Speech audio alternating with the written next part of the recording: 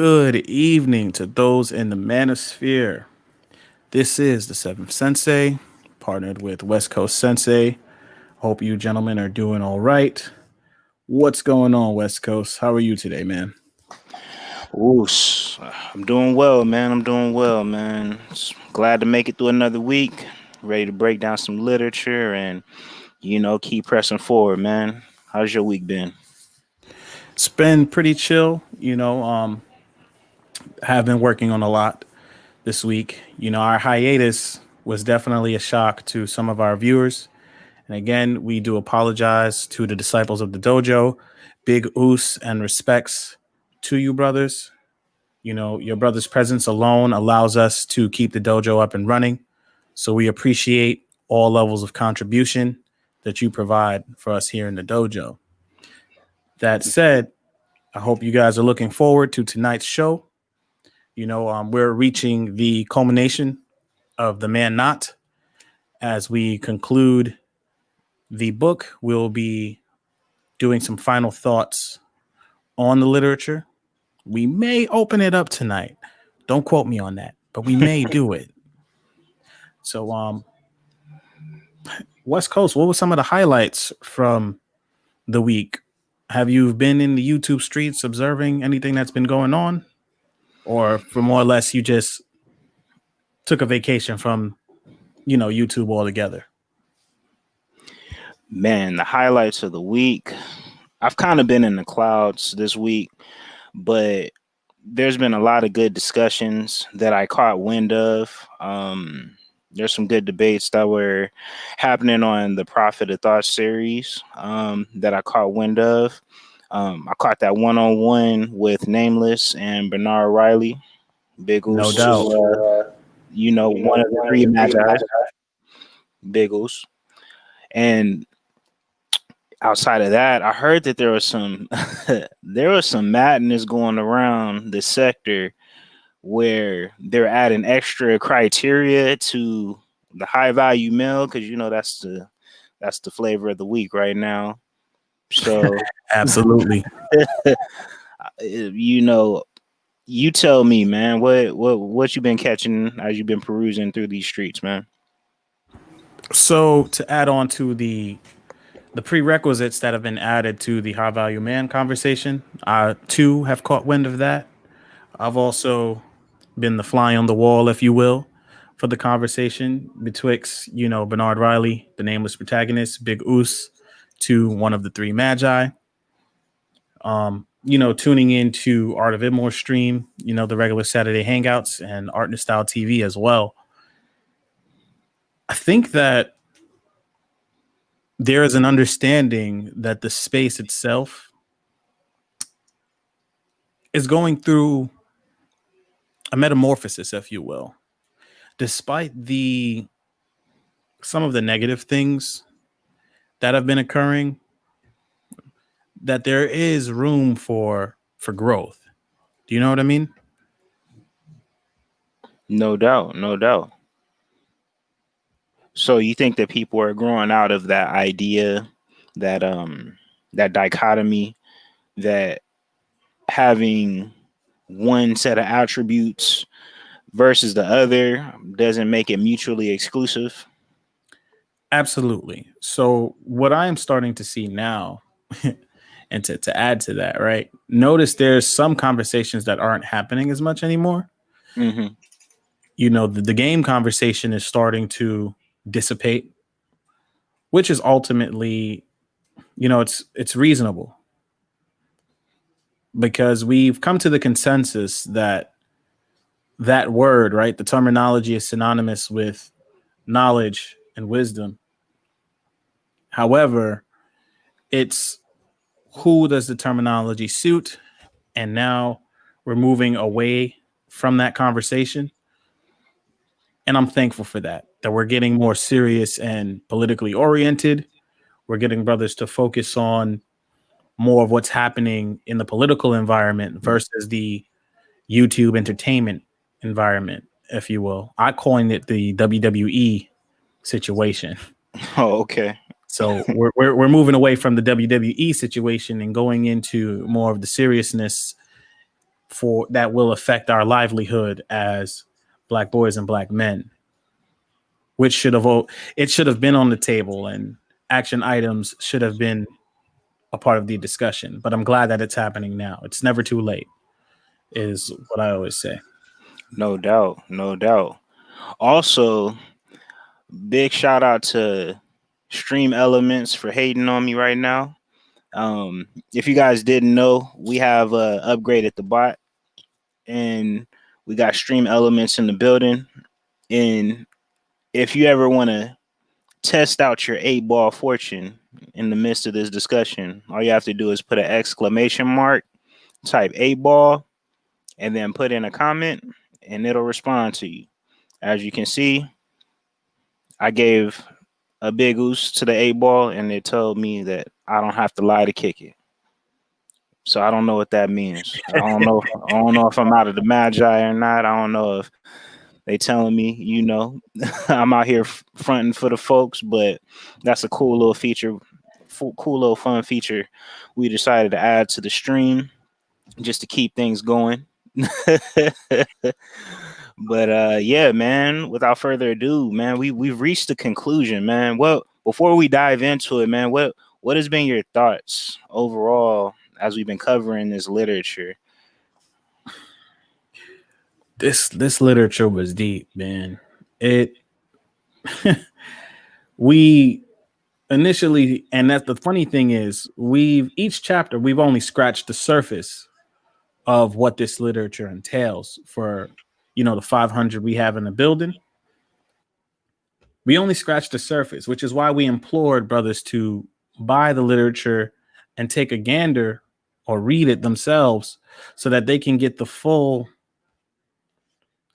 pretty much the full experience of the man not, right? Tommy Curry has put rubber to the road and put the boots down and drew the line for the state of black men over the course of time by producing so many accounts from history and then adding his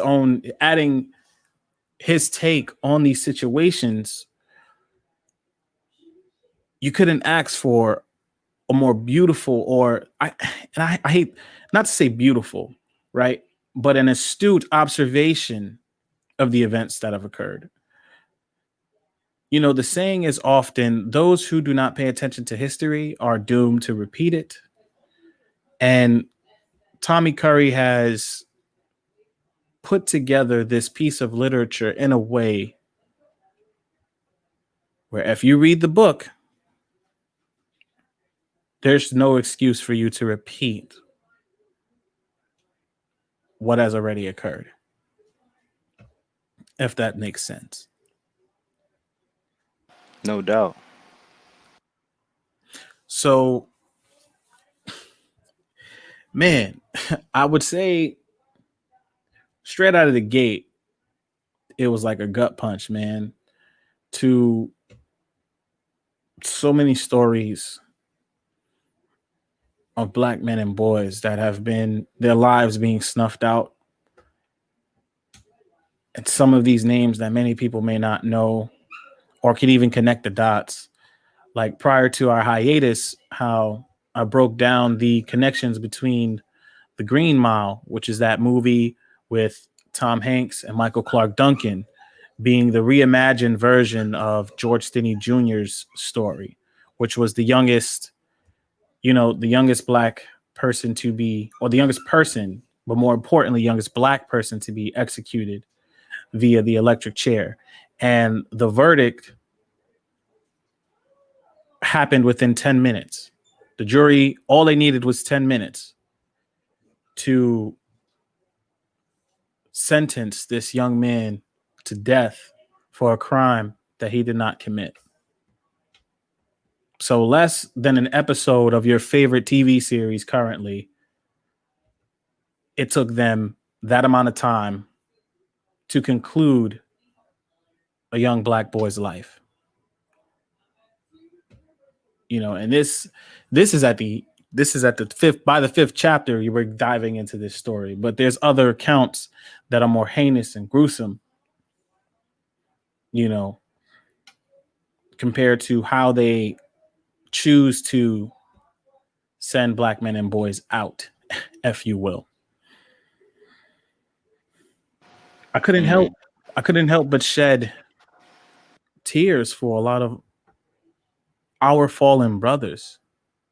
You know, this really was a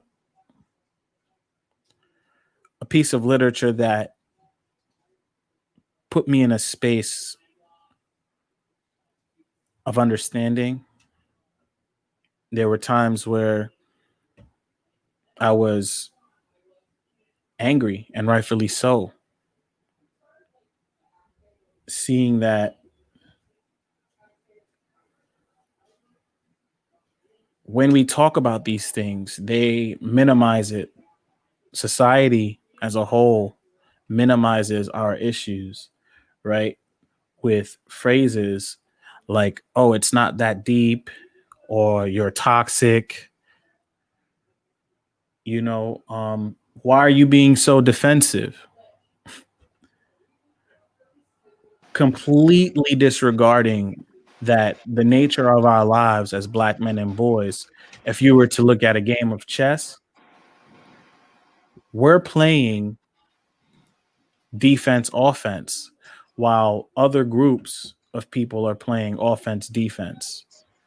So they have resources available to them that can enable them to constantly go for the attack and pursue their goals or bring forth their narratives. But whenever you have a situation about black people, more importantly, black men and black boys, we don't get to go in with the offensive approach. We don't get to go in with the assertive approach. We have to go in with the defensive approach, because the moment we roll it out, you get the reaction of, why it got to be all about black people, or why does it have to be only about black boys and black men? What about black women?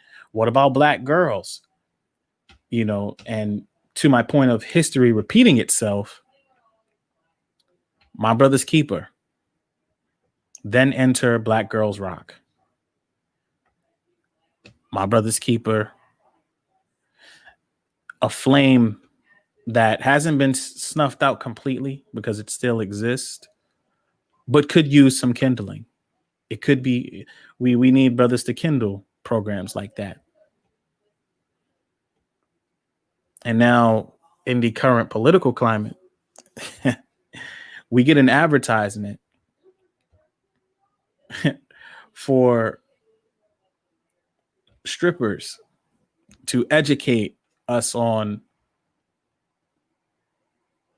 what it means to vote and what does voting lead to.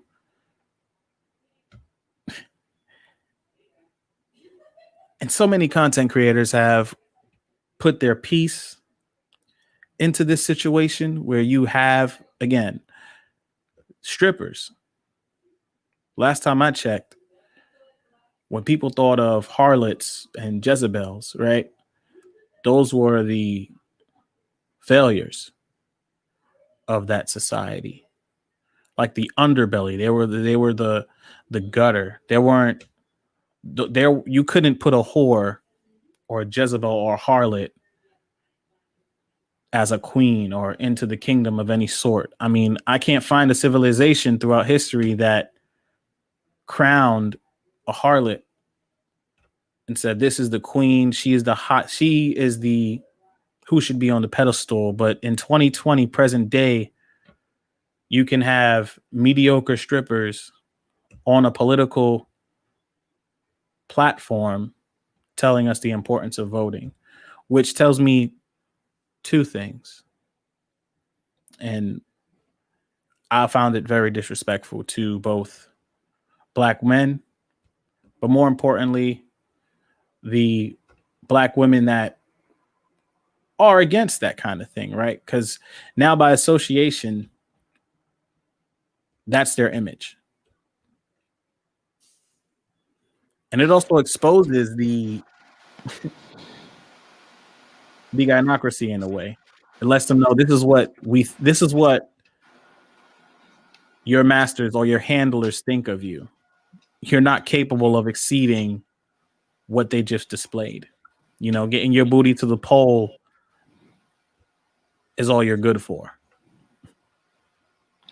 And you know what? On that note, let's go ahead and open up this literature, man, because I think that there was an excerpt that I found that ties to the sentiment in the commentary of what has been discussed, especially behind this video, the Get Your Booty to the Pole video.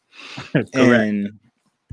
And I'll be frank, the first time that I actually saw this video was earlier today. I caught wind of just the title earlier this week, but I didn't know that it was an actual video and it was a legitimate campaign ploy. And so for me, I'm going to jump to page 200. And in 200, it basically states so because post-structuralism and intersectionality are thought to be and are popularized as anti-essentialist paradigms, there has been a reluctance to identify essentialist notions that are still operating within these theories. Studying Black men and boys as constituted by a historically relevant but academically denied sexual vulnerability unsettles the disciplinary boundaries of gender that are being used as intuitive indicators of the female and undermines the reasons used to justify the present academic order of public intellectuals and pundits. So I think the app is not allowing me to actually go to the particular excerpt that you're covering. So no, in fact it's fine, because what I want to do is I'm actually going to share the video in question. Okay. And we're gonna break down this video from the vantage point of the literature that we're using. And so let's go ahead and throw the fair use on there. Try to prevent some of the flaggage that goes down. But we do what we can. So this is the breakdown. As a matter of fact, let me go ahead and try this one more time, because I found out, and shout out to you, Brother Seventh, that there have been some improvements to StreamYard. And so we're able to share some audio. Let's see if you can, let me know if you can hear this. Did we get your attention? Good. So Are we able to hear it? We able to hear it okay? We get the playback all right. Get the playback all right? Perfect. All right. And so let's provide commentary on top of it. Yes, indeed. So so I'm just gonna make the assumption that brothers have already taken a gander at this video. Prior to it, there's a whole lot of twerking, whole lot of cheek action. So we can get past that. We're gonna, because this is being used as a PSA, we're gonna treat this PSA like any other piece of propaganda and break it down from an academic vantage point.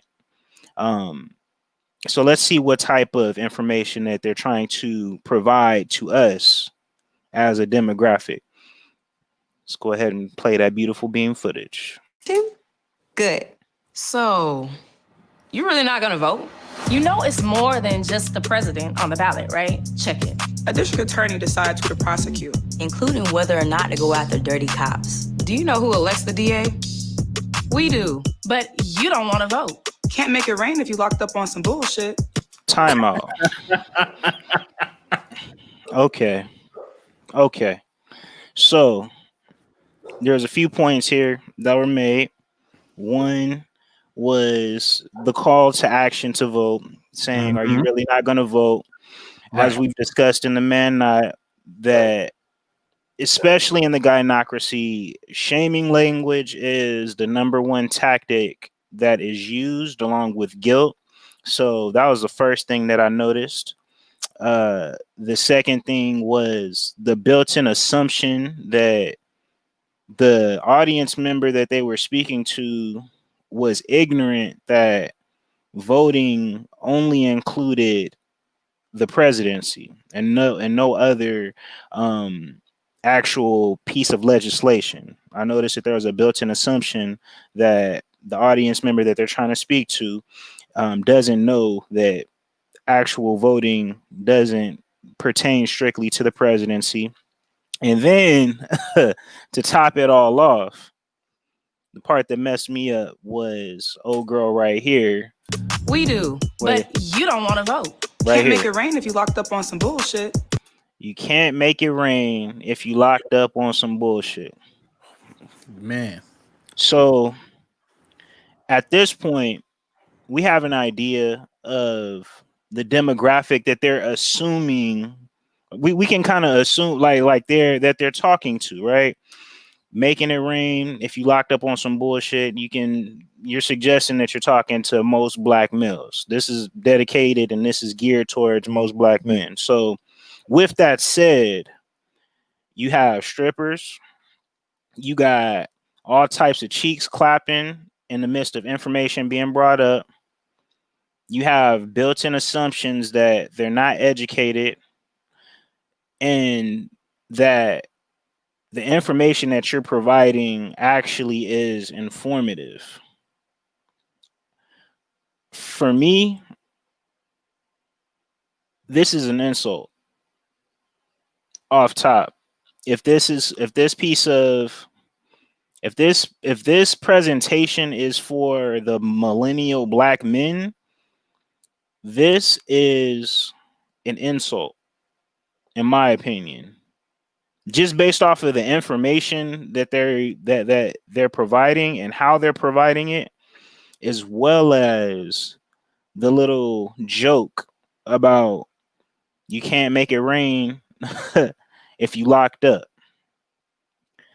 That even in that statement, when Dr. Tommy Curry talks about the level of incarceration, the misuse and the abuse of black male bodies, they are acknowledging that, look, you already won your role if you're outside of prison is to make it rain, right?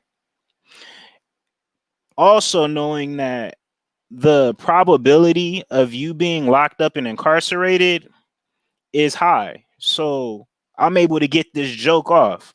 Can't make it rain. She said, can't make it rain. Hold on. I'm gonna let her say it. Some bullshit. Had the ass cheeks right neck. That's hilarious to me. Hold on. Can't make it rain if you locked up on some bullshit. Man. And that's supposed to be encouraging. That's supposed to be encouraging. I take offense in the presentation, but that's one thing. The piece that we want to talk about from an academic vantage point is they're not really providing any relevant information for us to make an informed decision on. What's your thoughts on this, Brother Seventh? What did you note in this video? Man, you're taking a lot of the points that I wanted to raise, and I mirror the same sentiment, right?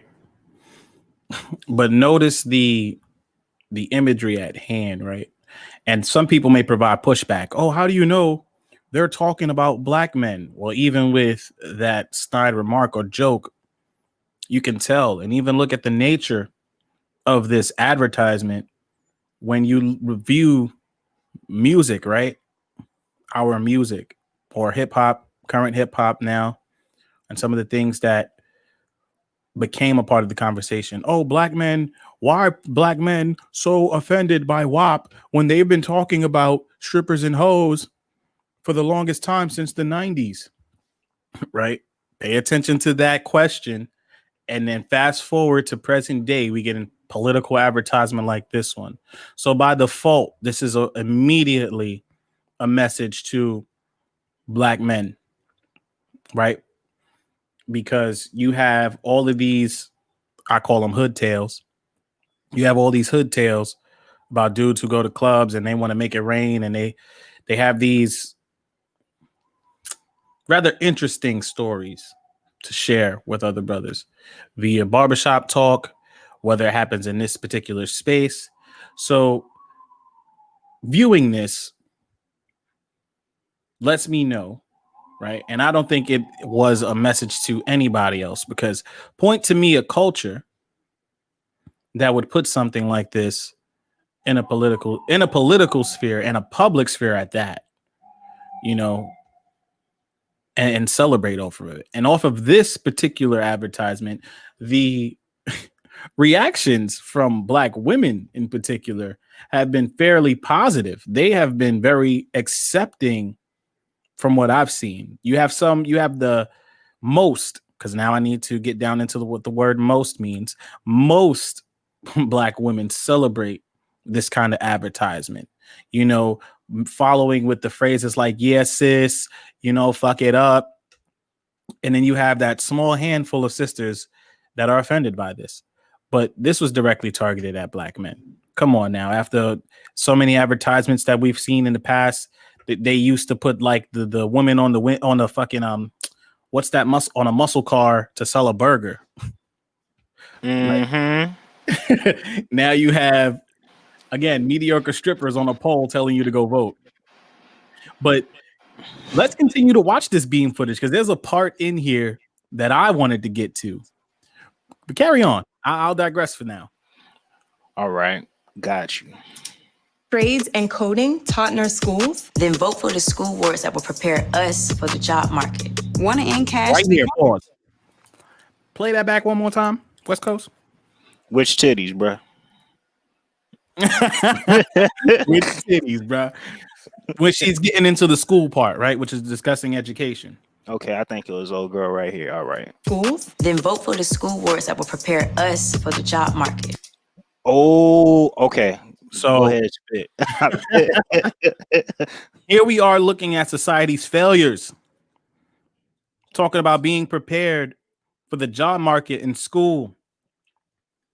Now, you have so many studies, quote unquote, studies that have been conducted, or when you talk to women about this particular line of work, they would say they're doing this to feed their child, or they're doing this to feed their family, everything but they're doing this because they want to, right?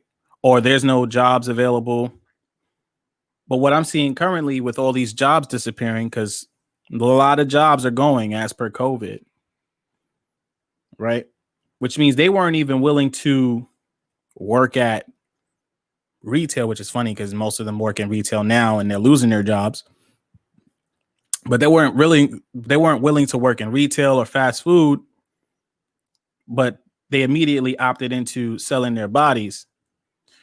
And now you're talking about, and I find it very ironic that now we're having this discussion on a political advertisement, a PSA, talking about voting and how it affects the job market and preparing them for said job market. But you participate in the underbelly of work. So I'm confused on, what are we doing? Watch this though. She said, hold on, I'm gonna let her say it. I'm gonna let her say it. Hold on. Schools. Then vote for the school boards that will prepare us for the job market. Prepare us. Okay, so look, after breaking down this literature and understanding that when it comes to the Black collective, right? Put a quote unquote on community. Uh-huh. When she says prepare us, remember words are important because we've seen the same thing with BLM.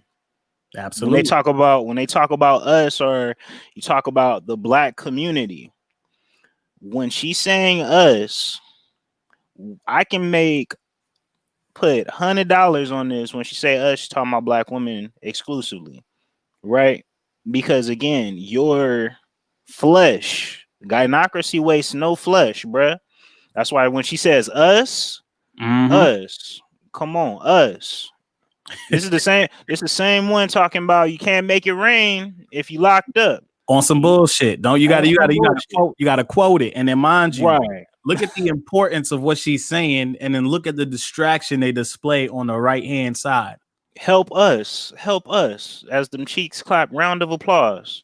You know what I'm saying? With the come on, man, imagery, fam, and that's a whole nother that's a whole nother vantage point that we're talking about, right? And it's when they say us, this is gynocracy 101. This is the reusing of the flesh. This is the matter of fact. Let's jump to the actual literature real quick. Mm-hmm. On page 199. So that would be, hold on, let me pull this up. Because it'll go to 195, which is like the end of chapter 5, and then I'll have to go up 4 pages. No doubt. So, and it doesn't count it anymore. All right, let's see where you want to get in at. So I'm gonna start at Jim Crowism.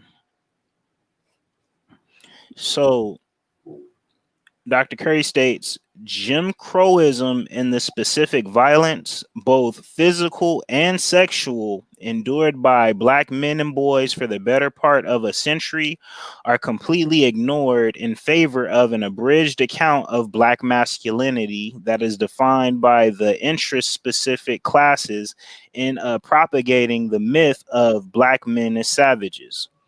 Under this historiography, Black nationalism was not a reaction Black men had as humans to their unbridled murder at the hands of whites, their rape by white men or women, or their economic oppression. It was only their pursuit of power so that they could take their place alongside white males. Black males are not thought of as sociological beings that have existential relevance for theory, because theory is the abstraction from the empirical, the attempt to establish the idea as casually related to actual phenomenon. There is the risk that theory will remain disconnected from the world, from the relations the selves in the world share. The problem is with black masculinity, it is an idea that obscures how black males actually live and die in this world. And with that said, going back to the beam footage, the breast is right.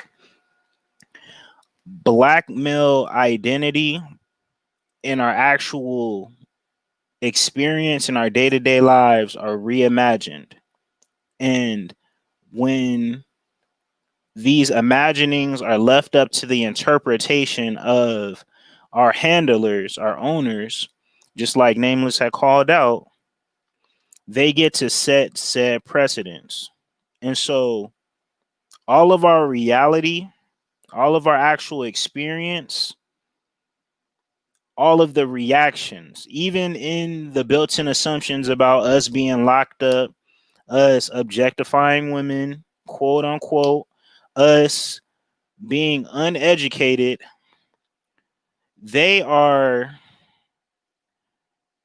essentially spitting in your face and saying that although on a collective and societal level we failed you, we're going to gaslight you and say that this is a part of your condition and this is the only way that we can reach you, because if we were to put an informed piece of like this propaganda, this isn't even good propaganda. Like, if you was to put an informed piece of propaganda or information and why you should go out and vote, and they're just saying vote. They're not even giving a specific, because they're already assuming which party that you should be voting for. All you really need to see is just some ass and some titties, and hear some scripper say, oh, well, voting ain't just about presidency, and say a couple buzzwords while some ass is clapping to make you say, well, yeah, you know what, you're right, I need to go out and vote. And that's all you need. This is gynocracy. This is gynocracy symbolism and promotion level 2. And the reason why I say it's level 2 is because level 1 originally was the hashtag. Historically, we've been so accustomed and used to the hashtag, a fist up in the air,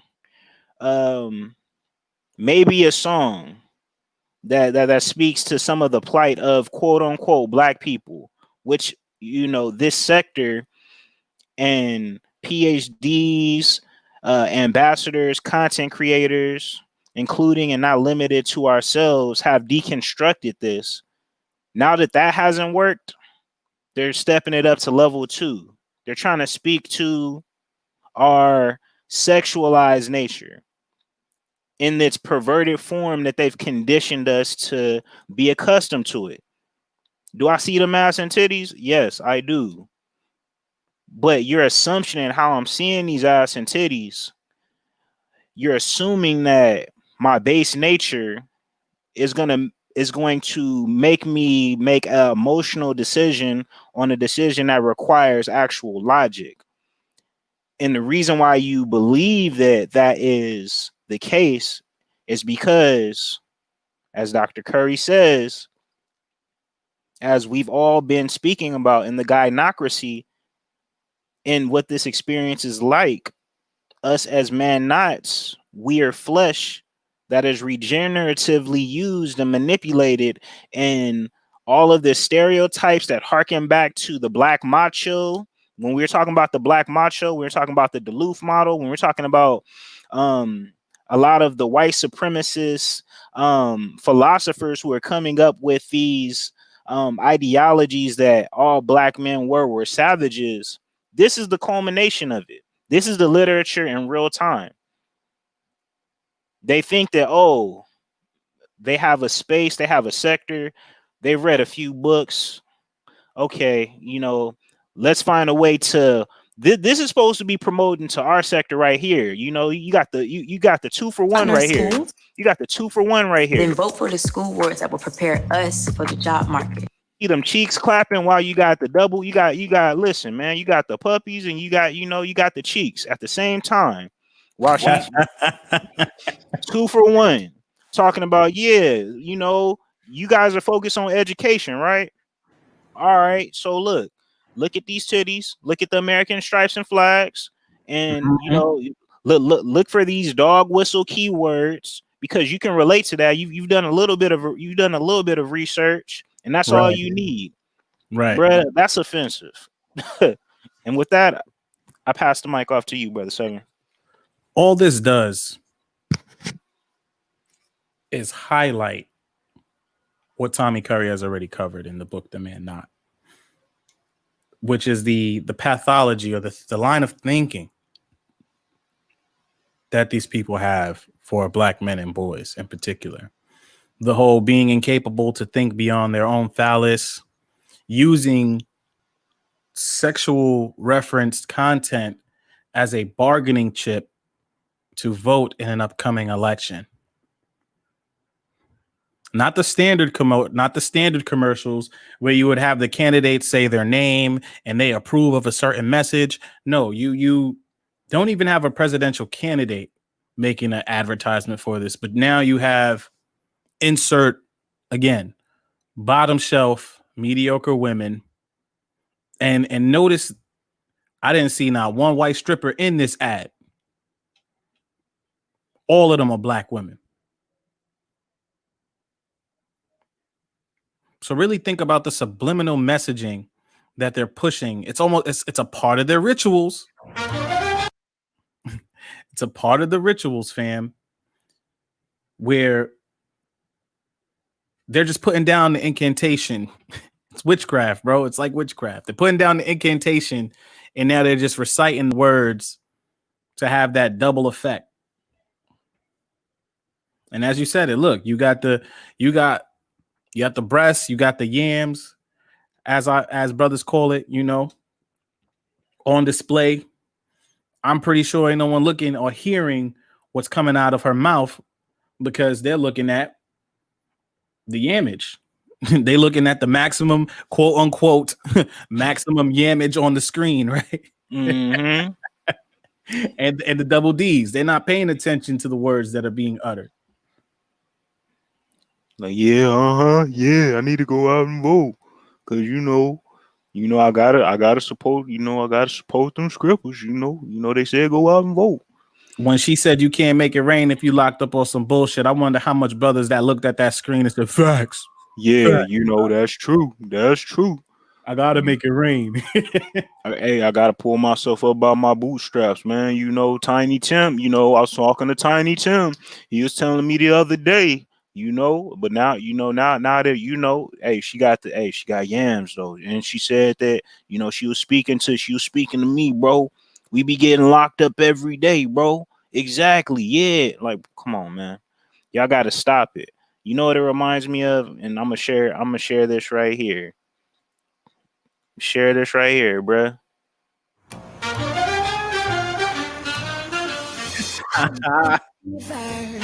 Inflammation, that's what I got. You turn the heat on me, so I'm like it hot. Call out the engine, ring up the station. I'm on the spot. The Southwest patty melt with jalapenos, pepper jack cheese, and spicy Santa Fe sauce. Love burns you up the most, like it on The classic just got a whole lot hotter. Baby, I like it hot. Bruh. Like I told you, man, they use women to sell these things, to sell a fucking sandwich, and now they're using them in a political arena.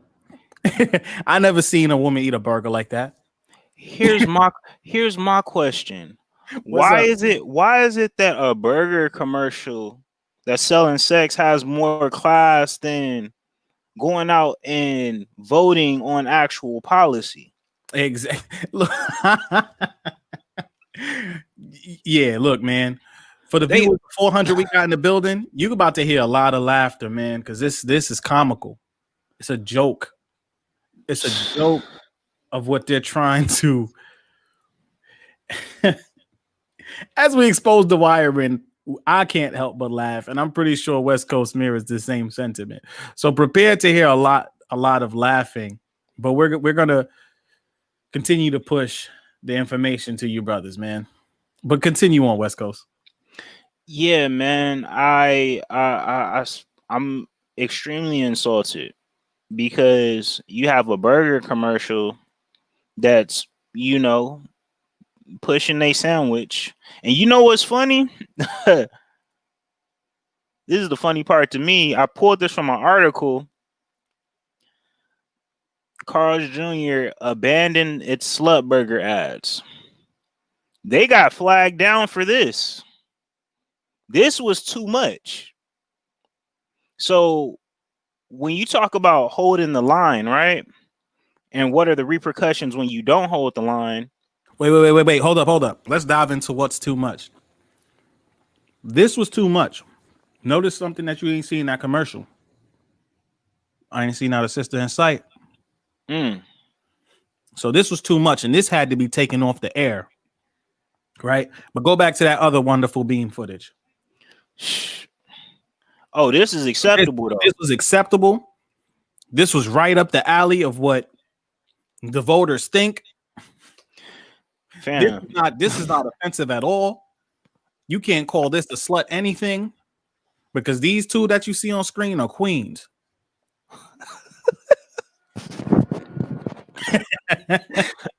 You ain't shit. I was even wagging my finger at the screen while I was saying that. Hey, look, man, but let's keep it going, Bruh. Wait, they couldn't even get the burger off. Exactly. You got them doing double monkey black. They got backflips, all types of. Come on, man. They couldn't even get the burger with the with sipping the straw out the way. And this is acceptable. This is what happens when you don't hold the line. family, I'm about to go in. Hold on. Because yeah, that was too much for a burger, right? All of that for a burger, bro. But let's look at the parallels of this footage. You have the white woman who's fully clothed and showing a little bit of cleavage. But in this situation, again, this is regarding the political environment. This is a PSA, a public service announcement for the political climate of 2020. You have these black women showing majority of their skin compared to the woman who was in a dress. Oh man, not the necklace. Oh no. Right. Oh. So she was fully clothed. She was fully clothed and very sensual with it. But then you have these black women literally on a pole. Hold up. On a pole. See, look at it. Get your booty to the pole. Hashtag get your booty to the pole. To the pole. Hold on. I didn't see that white woman who was chewing on that burger making it clap. I ain't see her on a pole like this. Time out. Let's see, y'all didn't know I had the parallel screen on. Wait a second. Not the straw. She had a straw. You know what that suggests. Right. Not the straw. Wait a second. Look at that. Oh, she showed a little bit of yams. Look, you can see under the blouse. The sweet potato. Boy, they got the potatoes. The sweet potatoes. Wow. Look, come on, fam. Really? Not the straw. Oh, and she wiped it off. Oh, she had the meat next to her mouth. We gotta ban her. But on the side, boy, this is why I feel insulted. Like, this is supposed to be targeting our demographic. You gotta go out and vote today. So you can make it rain. Hold on. we gotta get the rain. Again, I apologize to the 300 we got in the building, fam. Again, we're trying to be as informative as possible and provide, like, our perspective or take on it. But this is just comical, fam. You can't deny that this is a comical PSA that has been presented in a political sphere. Oh no, don't have them kissing on screen. Oh my goodness. Oh no, my sensibilities. Flag them immediately. Man, see, you can't make this up, fam. You can't make this up. They swear up and down. You know what else I noticed? Every time they had an important message, quote unquote, to share with us, they did the split take. Exactly. Like, hey, Want Up on some bullshit. Want trades and coding taught in our schools? Then vote for the school boards that will prepare us for the job market. So trading and coding wasn't taught in schools before? Man. See, look, this is the insult to the intelligence that they're doing with this PSA, fam. You these women are allegedly, because I guarantee you could pluck any one of them. I bet you they're doing this to get through school. That's what they'll tell you. Damn. I'm doing this to pay my tuition. And the funny thing is, yeah, man. The funny thing is we will be blamed for that. We Exactly. get blamed. We still get blamed for that. Not the fact that she chooses to do it. See, there's a plethora there. But prior to COVID, pre-COVID, there was a plethora of jobs that she could have taken instead of objectifying herself and selling her body. But somehow, some way, last time I checked, as far as the political conversation is had, my body, my choice. My body is not a political arena, yet you want free healthcare to get rid of the lives that grow inside of you when you mismanage your wombs. Your body, your choice, while the men you choose that you already knew, right? Because a lot of them have a crystal ball. They say, "Oh, I knew he wasn't shit."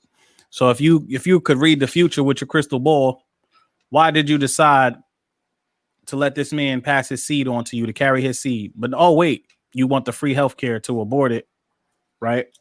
It's very backwards with the situation. And now we're learning in 2020 that a lot of the virtues that brothers have or principles that brothers have, before you know it, it's going to be considered evil, if not already. Because you have prerequisites to what it means to be a high value man and having conversations about another man's length of his manhood and saying if he doesn't have the current length that he is less than a man or he is not considered high value. Then you have a political advertisement which displays, again, strippers, bro, strippers trying to tell us the importance of voting, but at the same time you have split screen takes of booty cheeks clapping with bullet wounds in it and cellulite and double D's and again mediocre bodies, right? Yeah, we about to get a whole bunch of flags on this West Coast. it is what it is, bro. Yeah, it is what it is, fam. And with your support, we continue to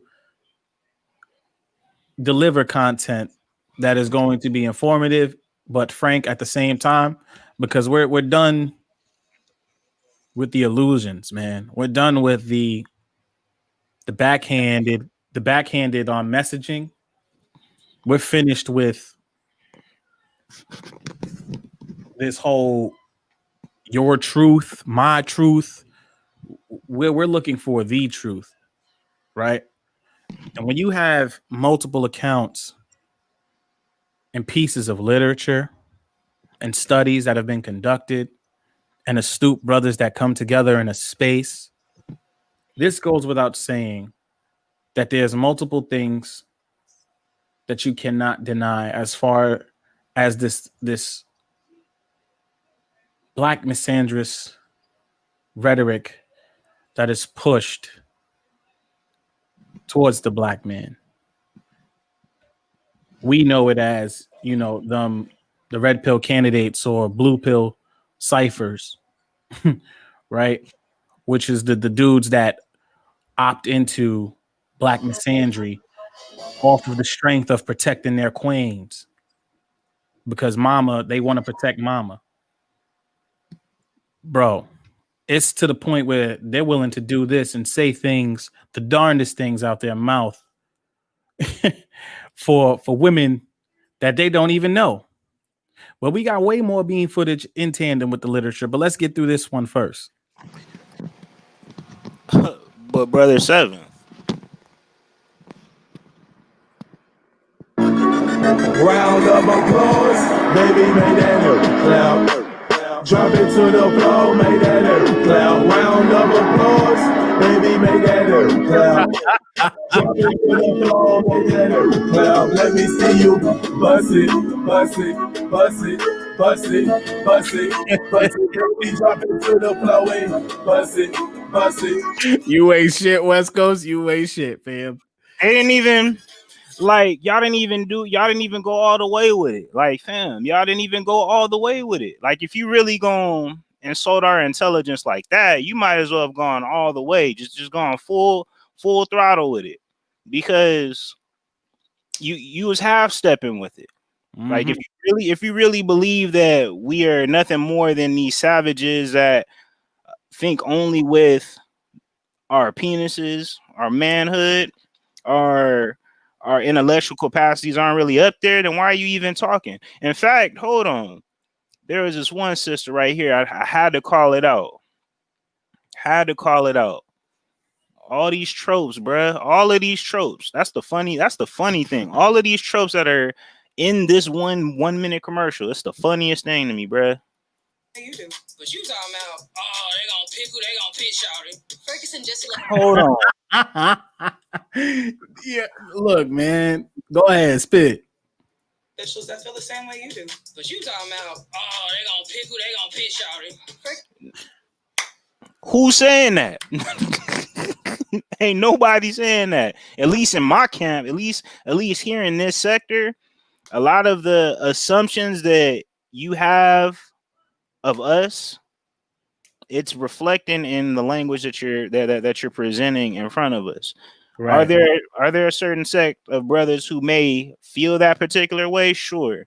But knowing the actual humanity piece that you remove from the equation, I bet you 9 times out of 10, if you was to sit that brother down and explain to him or talk to him in plain English and saying, hey, this is connected to this, is connected to this, he would more than likely understand it. A lot of the pandering and a lot of the condescending talking that you're using is based off of individuals who are uninformed, and all they know is this. And Right. so you it's a double backhanded insult to one, insult their intelligence and then hold them responsible for their lack of education. I believe it was Dr. Tiesan Johnson who brought up the educational rate of black men or black boys, because they have to be boys before they can become men in this country. It's atrocious. And so now you talking to them like they're remedial, and you're the ones that actually caused it collectively for this state to be to be where it's at. And you're doing a poor job of actually informing them, because you called it out too. You mentioned this, that they don't have a particular pundit, they don't have a party or any type of specific legislation that's tied to these talking points that they're bringing up. They're just bringing up talking points. Correct. You know, you just have the American stars. You got some glitter on the on the bra, on the performance material, on the performance gear. And don't get me started, because her nails ain't even matching. That's a whole nother thing. I still got a little bit of gynocracy XE in me, see, and criticize and all that other BS. Like y'all heavyweight sister on the right doing the split. Right. You ain't even getting down on like that hip, that hip is tight, little mama. That hip is tight. But that's neither here nor there. Like we still are a product of our environment and how we're raised. But at the same time, for the brothers who have made it out and they're able to get past that base level training, we're able to see the BS for what it is. Brother Seventh, we actually have I actually saw the video that you posted. Did you want to discuss that really quick? Yeah, and shout outs to the nameless protagonists, Big Oos to Nameless for putting this on my radar. Right. So as we're having this discussion, I saw this video in particular, right? And I want you brothers to pay attention to the verbiage, what's being said here, and then we're gonna break it down. So let's get into it. Like you're a strong black woman. I think black women, sister, I just don't know you, but I feel like you're a strong black woman. I think black women are the strongest species on this planet because of a lot of things that y'all have had to endure and go through. Pause. Everybody. Did y'all brothers hear that? We got 500, between 500 and 600 in the building. Play that back for those in the back. And if you could turn that up, because I want them to capture every word, every syllable that left this man's mouth, man. Got you. All right. The strongest species on this. but I feel like you're a strong black woman. Nope, from the top. We talking about black mamas though tonight. Black women, Mia. Thank you, sister, for being. I don't know you, but I feel like you're a strong black woman. I'm okay. I'm gonna hold it. I'm gonna go back to the top. I don't know you, right? But I feel like you a strong black woman. Okay. But I feel like you a strong black woman, right? So now back to the other beam footage. We seeing strong black women on display, y'all. Telling us to get our booties to the pole while they got the vote. Yes, indeed. On the expired yams. Expired yams, my God. The expired yams and telling us to vote. Oh man. Right. And then we have brothers that again would be considered the red pill candidates or the blue pill ciphers, if you will, saying things that like black women are the strongest species on the planet. And he said that with confidence. Man, look at you stripping for these uneducated black niggers, sacrificing your body for that pole to get them to the pole. Look at you, brother. Hold on. Wait, I think I got you, bro. Run this from the top. And while you do that, I just want to do a slight, quick check-in. Word. So we got in the building today. You have the nameless protagonist, Oos. You have Baby Media in the building, Oos. Oos. We got our Stream Elements bot in the building. If you want to give a Oos to him and get your fortune and interact with him, you can. Yes. We have our Charles in the building, Oos. Oos. Right. We have Commander Gore, Oos, and he look, fam, right on. You still reading your copy. And see, this is what we need from brothers, right? It goes beyond just getting the literature, but to read it, to read the literature and gain a level of understanding so that actions can be taken and we can have a call to action versus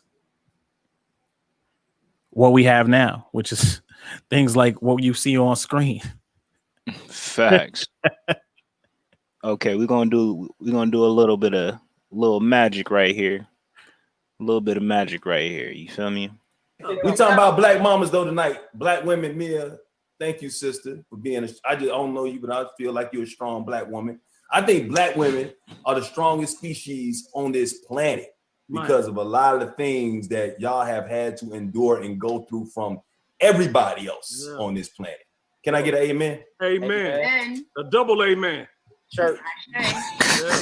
So when you think about it, a double amen. What we said about double dipping the chip, West Coast, you don't double dip the chip. You just dip it, take one dip and end it. Get out of there. Get out of there, man. Get up out the bowl, fam. Damn. And how they're perceived and whatnot. How come we don't give our black mamas even more respect than they deserve? Yeah. What do you think? Shit. There we go, Donnie. I like that. But sometimes I feel like we expect them to love on us so hard that, we kind of take it for granted sometimes. And it's not the right thing to do. But I think that, when people love on us so much, you just expect them to do it regardless. So you move how you want to move, not knowing that, one day they may not be here anymore and you can't take that time back. So I think it's just important to take a step back and realize, that our moms and the black in our lives are here to protect us, to love on us, and we got to show them that same respect because they deserve it, and they're not getting it in the outside world either. So if we give it to them at home, that's all that they need. You appreciate it when you were younger. They not getting it at home, right? But then we get an advertisement. Fam. Look at the trickery. The technology of it all. Fam, run that back. To protect us, to love on us, and we got to show them that same respect because they deserve it, and they're not getting it in the outside world either. So if oh really? Come on, fam. Come on, man. Hold up. We gon' Here y'all go. You gonna make me have to go back into the bag. We got to go into the archive. Let's run it back. That time back. So I think it's just important to take a step back and realize, that our moms and the Black in our lives are here to protect us, to love on us, and we got to show them that same respect because they deserve it, and they're not getting it in the outside world either. So if we give it to them at home, what's that's that? what they need. Really? What was that? Hold on, because now you got me in my bag. I'm feeling to go in. And this from my West Coast when they hear that New York talk, right? Let's go. They said, man, hold on. They don't getting love on the outside. They not getting love on the outside. Hold on. Get in your bag. We got to talk about this, fam. Hold on. I'm gonna take down the literature real quick. We're gonna bring that back up in a minute, but they not getting no love on the outside. How we not letting nothing. We ain't letting nothing slide. They not getting no love on the out. Hold on. Let's go. Hold on. I'm gonna play the audio while you cycle through. Right.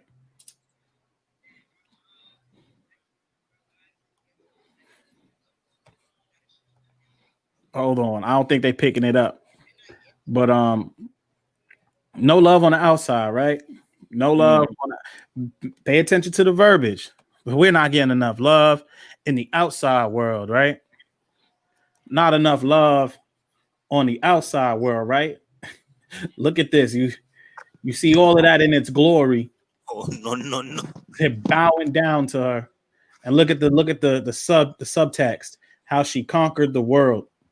But they're not getting no love on the outside. They're not getting no love on the outside. The takeover.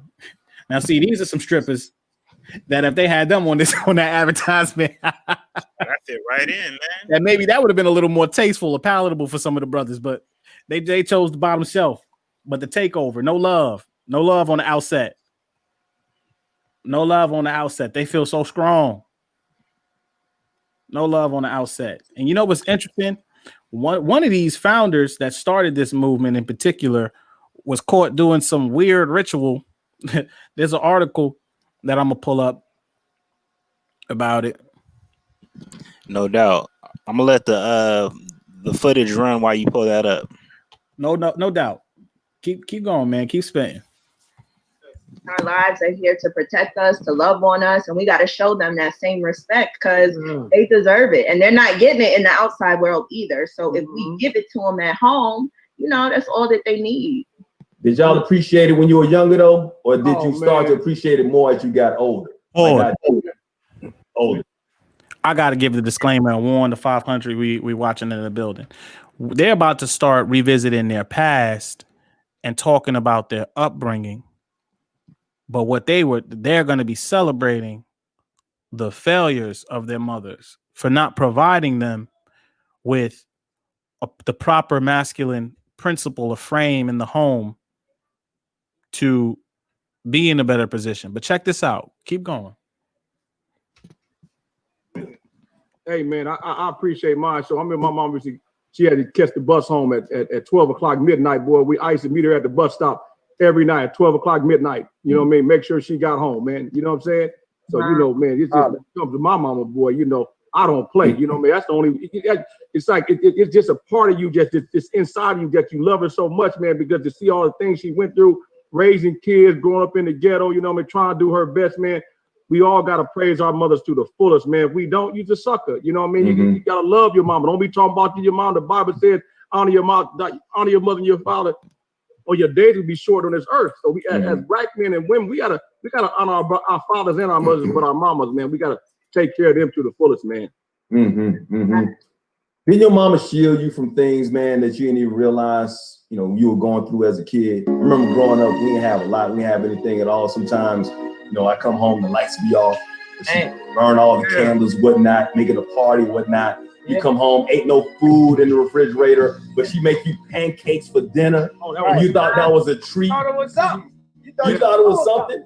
right? They don't show that kind of panic around their children. That's why I think we gotta appreciate them even more. Yes. But not panic in certain situations. I remember my mom, man. we would get the water turned off sometimes, and we would come home and you try to take a bath, and there ain't no water. So my mother would heat the water up on the stove, right? And we would take baths with the water, right? So she made it like it was a game. Like we got to heat the water up so we could take the bath. Man, it was the funnest game I ever played. I never knew that the water was cut off until you get older. You're like, damn, the water was cut off when we was kids. But man. And we're not laughing at these people's childhood for the 500 we have in the building. We're laughing at the fact that they're glamorizing not having like this. Just they're painting this like this is supposed to be the standard. Pancakes for dinner is supposed. Now you can eat whatever you want. We're not look, because I want to make sure we avoid any of the pitfalls that people may come with rhetoric towards us, right? So this is Commander Gore, right on point. This is the products of having no father around and celebrating not having a father. But the interesting thing is, from what you've heard so far, what is the title of this video? Why don't we, what is it, right? Why don't we give our black mamas more respect? But out the gate, there was already praise, beyond praise. There was worship and adoration for black mamas. So even the title of this video is deceiving, which goes back into the tricknology or the trickology that is being used in public spheres in regard to the black woman. She doesn't get enough love.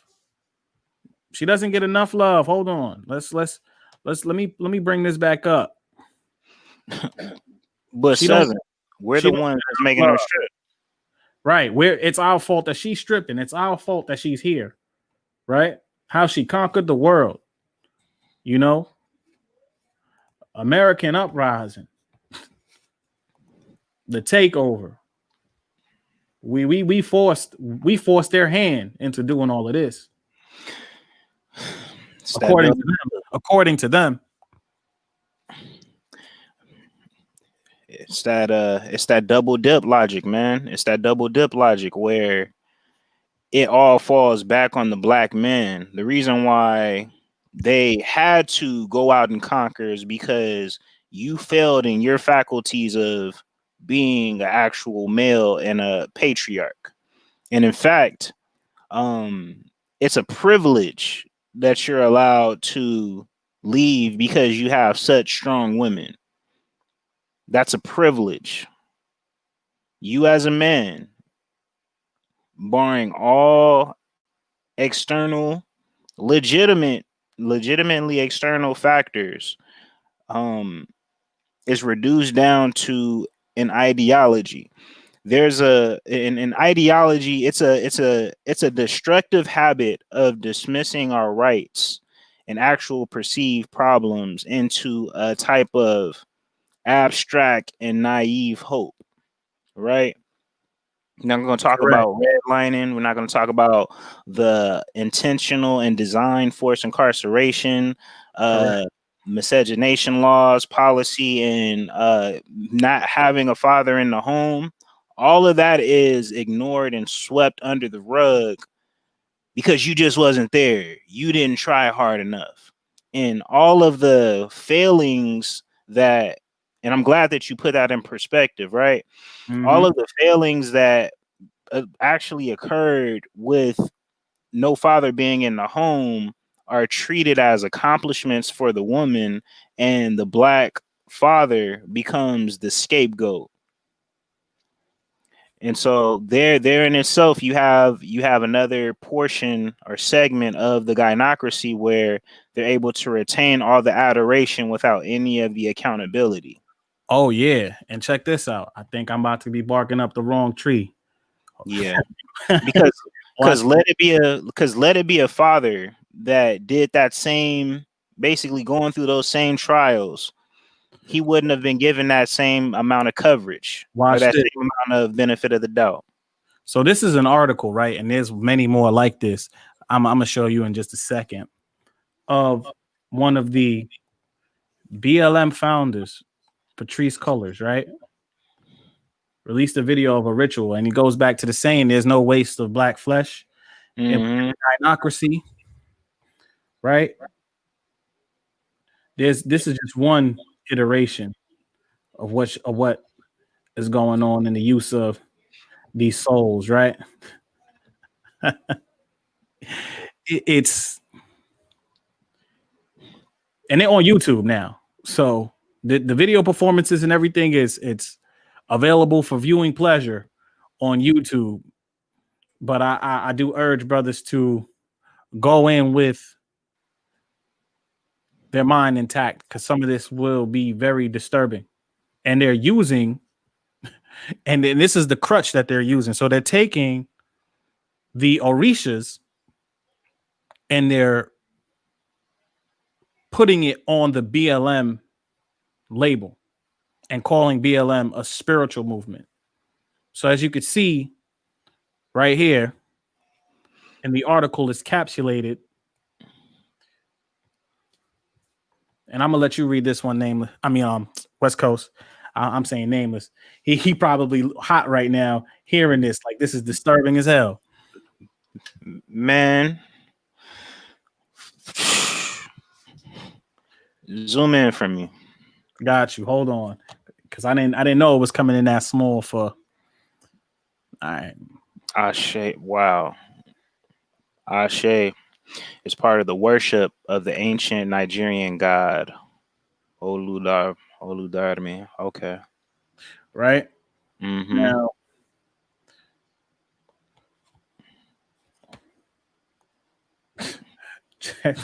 check this out. Patrice Cullors. Okay. The truth about BLM's occult underpinnings is spreading, and BLM leader Patrice Cullors is proud of her organization's demonic roots, calling BLM a spiritual movement. On June 15th, Cullors appeared in a live video performance sponsored by UCLA and now available on YouTube, sporting a shirt that says Black Magic, standing under the colored wings of an ancient pagan god. Cullors lights candles and begins her ritual. A prayer penned by Cullors plays on a loop in the background, her low and rhythmic voice enticing her viewers to watch as she sheds paper into a pile, then covers it with a mat. The word Ashe repeats again and again. Okay. According to the followers, Ashe is the power the false god gives his adherents, power, authority, command of spiritual forces to, among other things, curse, hex, and destroy enemies. But now, before we get into the weeds, check this out. Because last time I checked, in fact, Cullors boast that this spirituality is the center of BLM. So the Orishas and Yoruba culture is even being reimagined. It's being reimagined for their ritualistic practices. And this all ties back into the man not. Now, mind you, this article is by, the Bible thumpers, if you will. But it ain't the only one. It ain't the only one. Time out. It ain't the only one. I just have to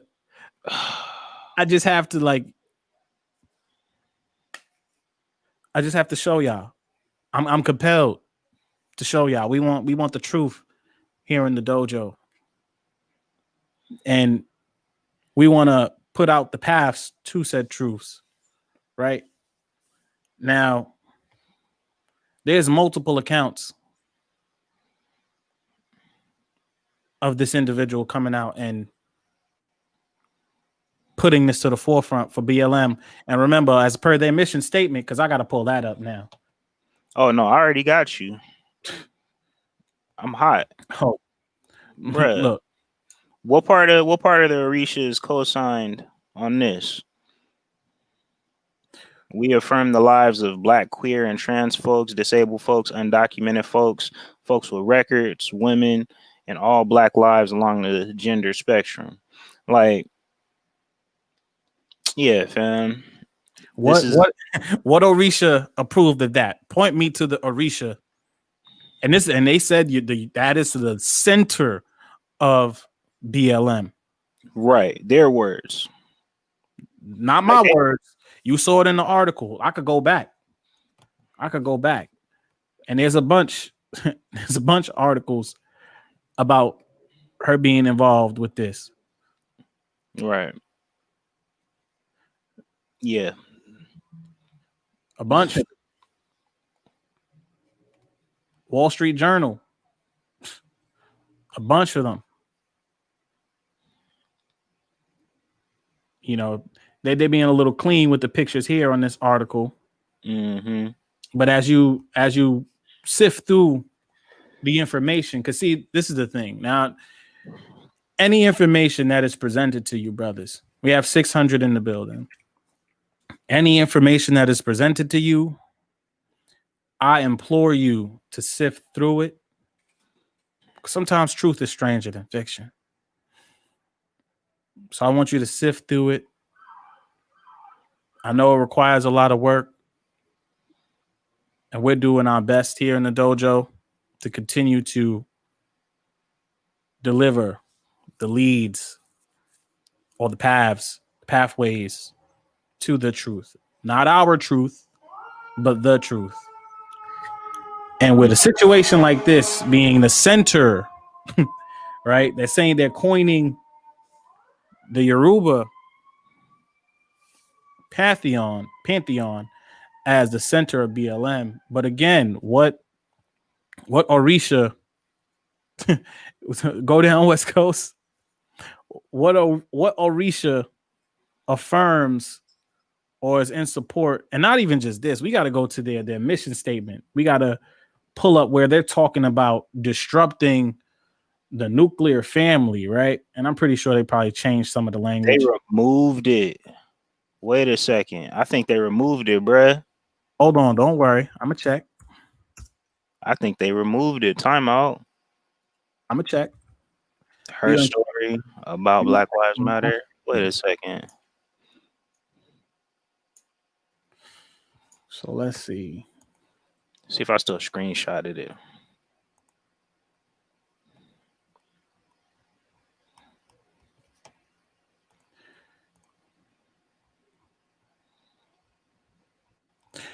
Okay, so yeah, they removed it, bruh. They definitely moved. They removed the mission statement that they had and replaced it with a tab called Her Story. So they removed his story and put her story. And it shows a picture of the three individuals that have come together and conspired to use black male flesh to gain political power. Yeah. And now, as of late, we found out that they're using rituals of African spirituality and saying it is the center of these practices. So now there's a greater, there are man, pull that back up, bro. Pull that back up. This is the Wall Street Journal article. Let me go back to the other one where and look, there's a bunch of them on this tab. I'm just saying. There's one in particular that I got put on by the Thinking Man's Templar, Big Oos to the Thinking Man's Templar. Oos. He put that on Brother's radar, and now I want to talk about it. Okay. So now I'm gonna highlight this, and I'm gonna zoom in because I know you. It's coming up small on screen for the viewers. So, and this photo, I'm gonna zoom back up, is coined as the performance known as the prayer for the runner.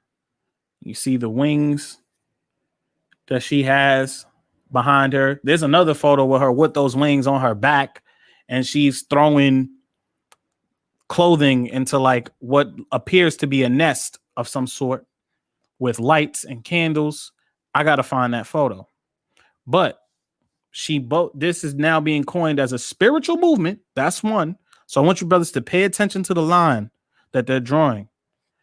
And which Orisha are they saying they're invoking? You know, pardon me if I'm fuzzy on the name, Olodumare, right? So they're calling, or allegedly, I'm putting quotes on the allegedly. I know you brothers can't see it. So they put in quotes that they're invoking the power of Olodumare, right? Now check this out. But in any case, right? But in case any should think this perhaps more harmless than it seems, Colors makes her rituals and intent perfectly clear in the post-performance discussion with BLM Los Angeles director Melina sorry, but I'm about to butcher the shit out of her name. Abdullah, right?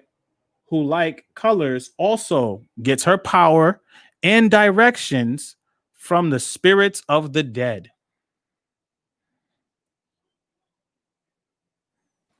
Fam, hold that right there. Now let's cut over to, and hold on, let's give the big shout out. We got some art beats in the building. Oos Art of Edmore, Nameless, Oludadami.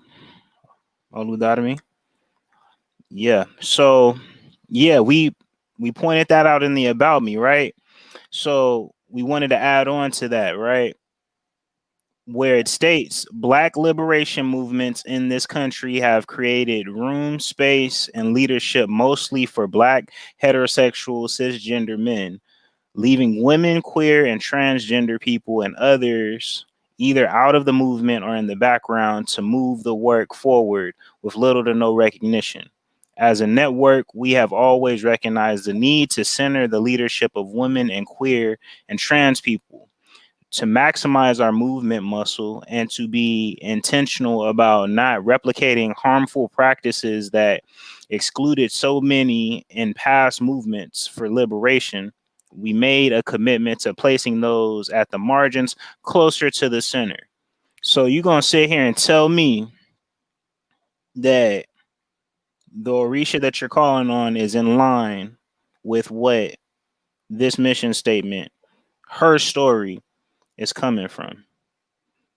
That's a rhetorical that's a rhetorical question, but it speaks to the point that we're drawing home here. When it comes to the gynocracy, there is no, everything is up for usage and manipulation, as long as it gets the job done. So you got that. You got folks calling on Orishas, playing with people's spirituality.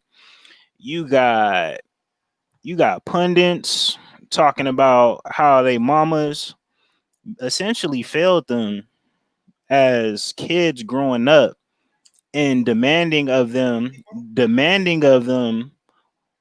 more respect than they actually give them. Although you have 3 accounts of brothers who have stories of how their mothers were struggling to basically take care of them, but they're still giving them respect. And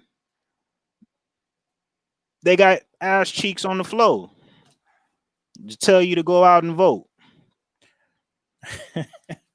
So connecting all the dots, this is just different facets of the gynocracy exposing themselves all in one piece. So it's not just the spirituality piece. It's not just the strippers to tell you to go out and vote piece. It's not just the pundits who you have Tiny Tims, you'll have Boscos, you'll have Maggles, who are all in support of this unit, and this is your representation. In fact, it's funny that these two were brought up because these strippers are really talking to these maggles right here, right? This stripper talking about County officials that feel the same way you do. But you talking about, oh, they gonna pick who they gonna pick, shawty. all right, hold that. Hold that mocking tone that they just had and compare it to the intonation and how this brother's talking. My mother made it fun, man. My mother, she did some wild stuff, man. My mother was the first thug I ever really realized that I knew. She talked back to the police officer, got locked up, and was still talking shit as he told her to put her head down and get in the squad car.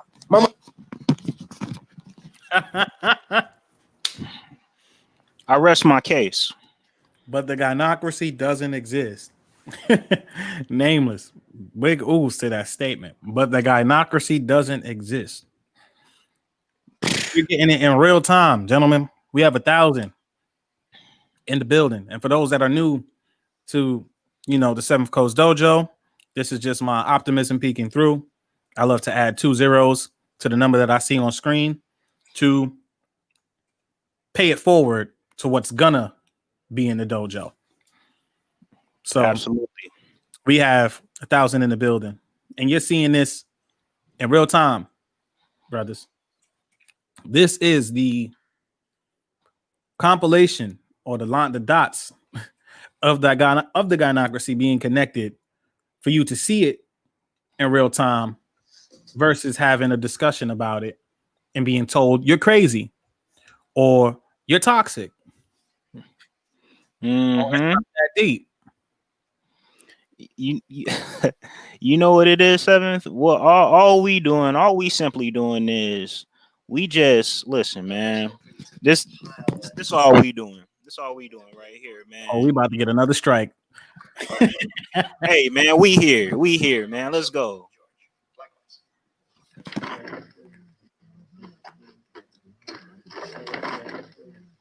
What are you doing? What? Did you just double dip that chip? Excuse me? You double dipped the chip. Double dipped? What are you talking about? You dipped the chip, you took a bite, and you dipped again. So that's like putting your whole mouth right in the dip. From now on, when you take a chip, just take one dip and end it. But don't listen. Gynocracy, they got to stop double dipping the chip, fam. Listen, you can't be a stripper and a politician at the same time. You can't be a stripper and be the strongest species on the planet either. And get double amens for it. By the way, mind you, peep in the beginning of that video, the brother said, "I don't even know you, sister, but I feel like you're a strong black woman." So yeah, let's run that back. About black mamas though tonight. Black women, Mia. Thank you, sister, for being I don't know you, but I feel like you're a strong black woman. I think black women, no credentials, no nothing. Off top. Just showing her face on the camera. That's it. That's all she did. Was just show up.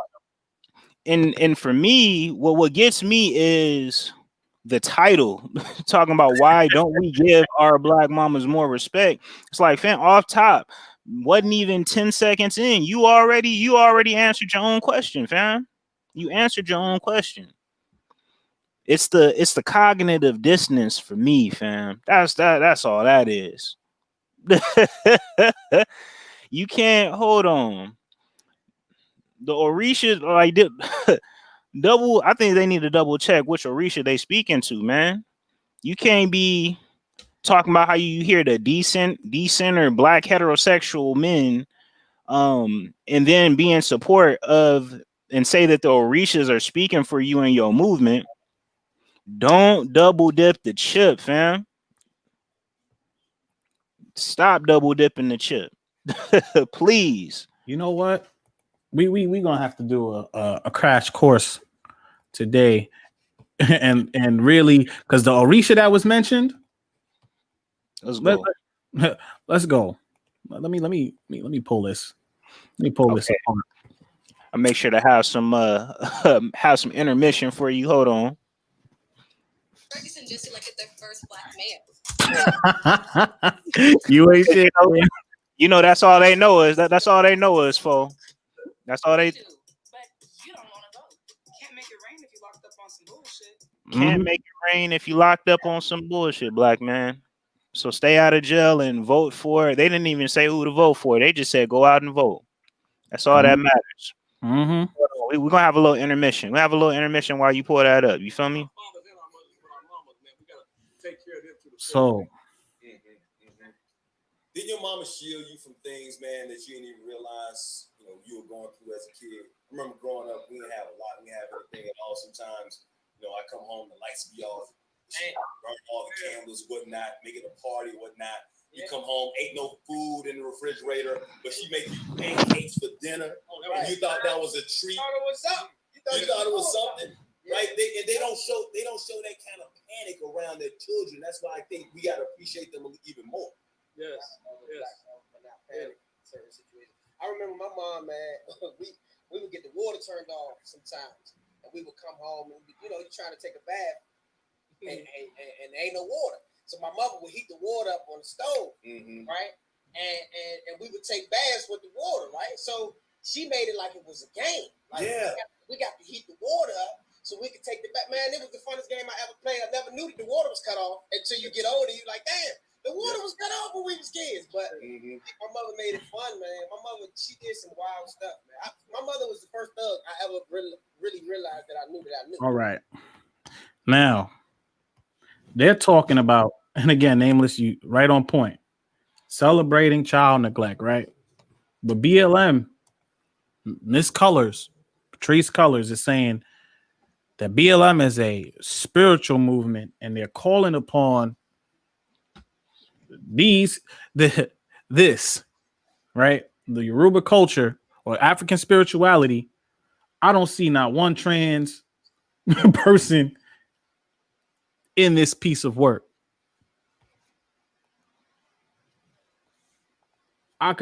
We could just, and again, we just sifting through photos right now, right? They want to decenter masculine, right? Or masculine, the masculine frame. They want to decenter masculinity and cisgender stuff, but I don't see no transgender people here. In fact, time out. We're gonna use their words. Black liberation movements in this country have created room and space and leadership mostly for black heterosexual cisgender men, leaving women, queer, and transgender people out. Like, in fact, before you get into it, I just want to Olaroon, right, was the Orisha that they're calling upon. And here's a iteration of them. I clicked the wrong thing. Pardon my misclick. But I wanted to zoom in. This is an interpretation of who they're invoking to get rid of cisgender. You know why they picked him. That's a high value man right there. that's the gynocracy's fetish porn right there. That's a high value man right there. The embodiment of what they expect every single black man to be able to transform and transcend into with all the abuse and neglect that was given. Right. Hold on. They said we made a hold on. Their words. We made a commitment to placing those at the margin closer to the center. And you said that which Orisha co-signed on this? According to them, Olaroon. Yeah, which is man. the one you see on screen right here. Yeah, man. So a black masculine deity cosigns his erasure. Yeah, y'all don't need me no more, man.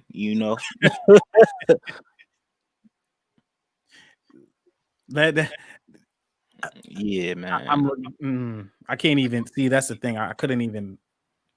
utter the words that I wanted to speak on live stream right now. And I'm certain that by the time this stream ends, we will have a plethora of claims and strikes and flags for this one and flags. This is why we thank the 1,200 we have in the building for your support.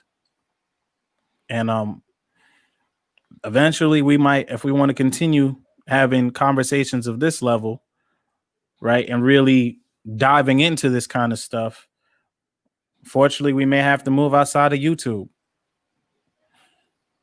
Yeah, but we're gonna keep rocking though. We're gonna keep rocking as long as we can, and just provide accurate information. That's what this is really boiling down to, is just accurate information, and putting the stigma that is constantly perpetuated throughout our collective in check, because this is what it looks like when it's not in check.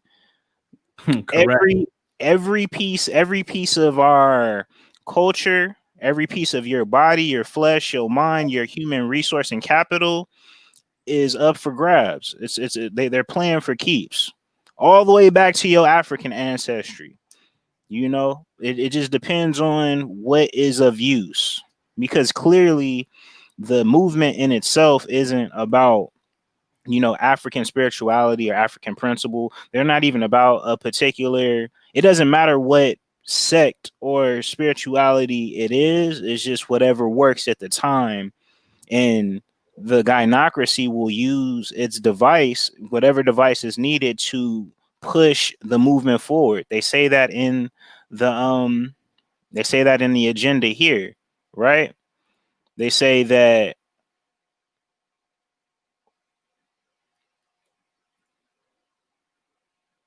right here, leaving women, queer, and transgender people and others either out of the movement or in the background to move the work forward with what? Little to no recognition.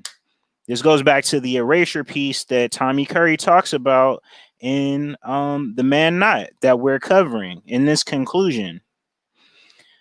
Your identity, all of your movements, everything that encompasses your humanity as a Black male gets to get thrown by the wayside and reimagined in however you want. This is the dominant society speaking to their handlers, right? Because they're operating under what? White supremacy light. So on one end, you shouldn't be surprised that they would go to whatever lengths or whatever, you know, necessary measures it takes to complete their objective.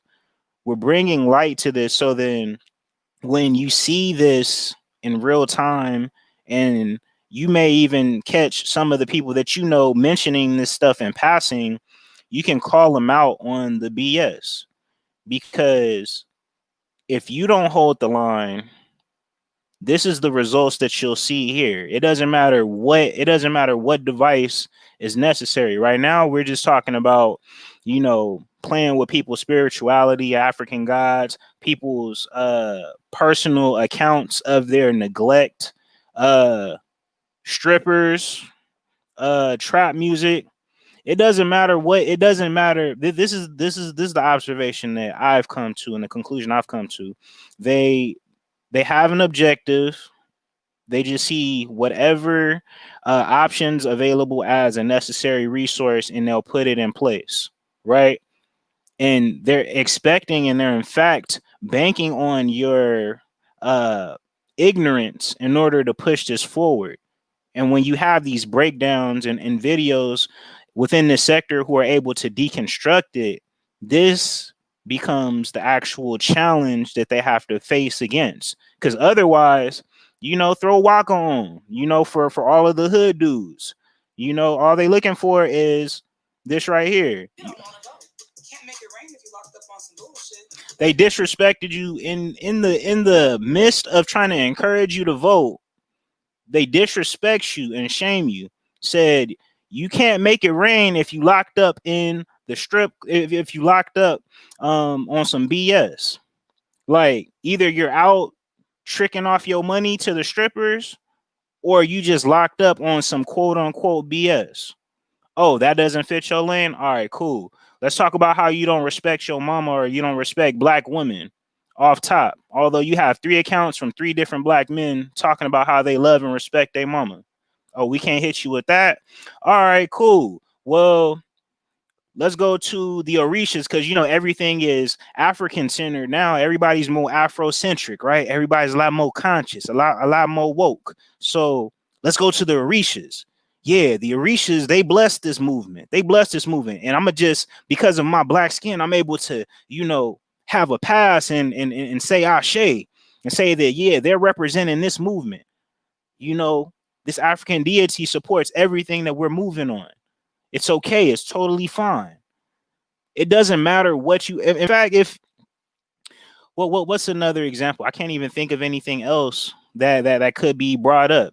It just depends on the culture. Right now, everybody knows about staying woke and, you know, being conscious, so they're going to that particular lane. If everybody was about, you know, I don't know, wearing suits and ties, they go out to Men's Warehouse or something like that and have everybody in suits and ties. In fact, hold on, that reminds me. Name 7. Do you have that photo? You have that photo of those sisters who were dressed up as the Black Panther Party movement? Oh, wait. Let me pull that up. Yeah. It don't matter. Tootsie rolling. I heard that. I heard that. Matter of fact, hold on. Why you pulling that bad boy up? Tell me, man. Fool, this is what I be talking about, bruh. It's full circle, man. Just remember that George Stinney Jr., again, was the youngest person, more importantly, black boy, to be executed. And the jury only took less than an episode of your favorite TV series, 10 minutes, to issue that verdict and kill him. And then 7 decades later, they said they weren't wrong for killing him, but they were wrong about the process to going about killing them, despite the fact that he was innocent. And to add insult to injury, right? Because before they came to that conclusion, they reimagined this 14-year-old boy into what I'm about to put on screen. So this was that 14-year-old boy they killed 7 decades ago. This was what they saw when they looked at George Stinney Jr. This is what they saw when they looked at George Stinney Jr. They saw Michael Clark Duncan, a mountain of a man, and a 14-year-old boy. Before they took 10 minutes to come to a conclusion that this young boy is guilty of the crimes that they're saying he committed, when there was more than enough evidence to prove his innocence, and they did not do any investigation. And this is the young boy in question, not even being able to fit in the chair and the restraints they had on him. But he is reimagined 7 decades later as this man. Do you see the problem?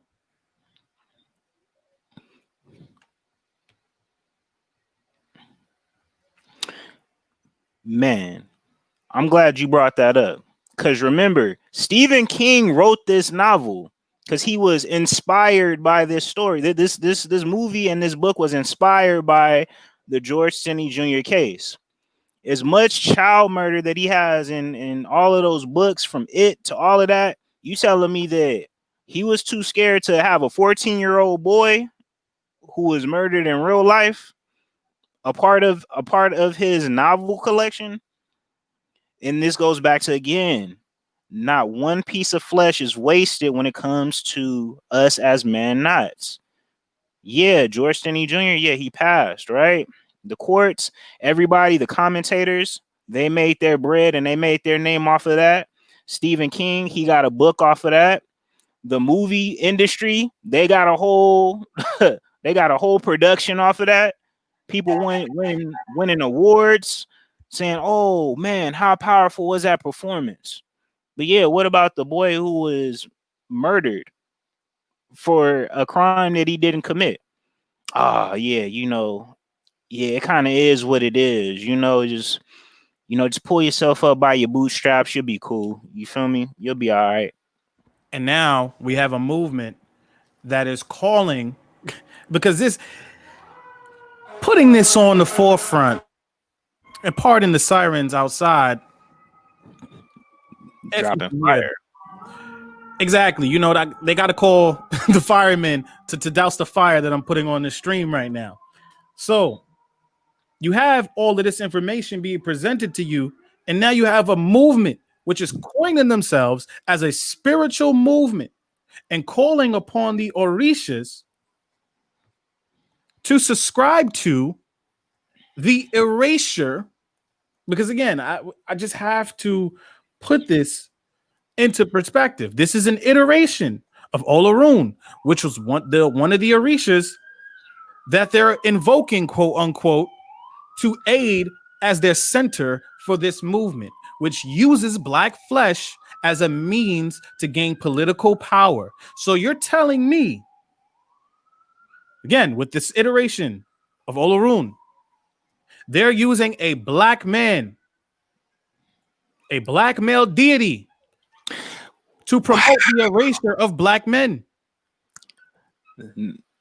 Not one piece of flesh is wasted, even the spiritual flesh. Out of all of the Orishas that they could have called on. And let me pan out. Because you just said something that was interesting. Out of all of the Orishas that they could call upon, how many women do you see on screen?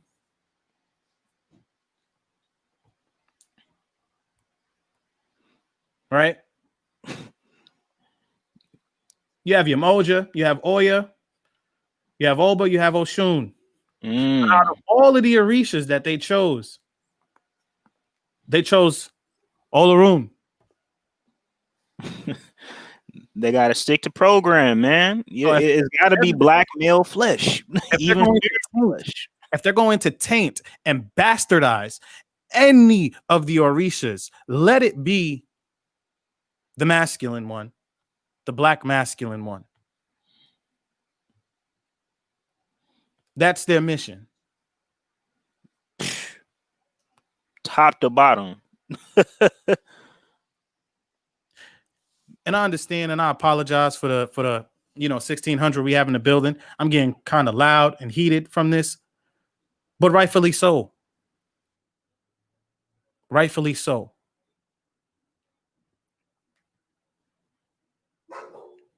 Because if we don't stand up for anything, you'll fall for everything.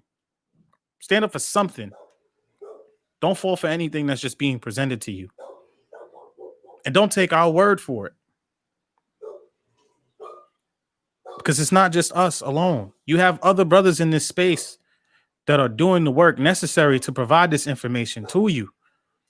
You have the Green Gorilla. You have Dr. Tiasan Johnson. You have Tommy Curry, who presented us with The Man Not, which is the literature that we're concluding, by the way. Let me put that on screen. If you have not purchased this book and you're new to the dojo, welcome, Us. We implore you to support the author of said literature and read it. Don't just buy it and let it collect dust, but read it. Stamp it into your mind. And as they say on the Prophet of Thought, right? Open your mind.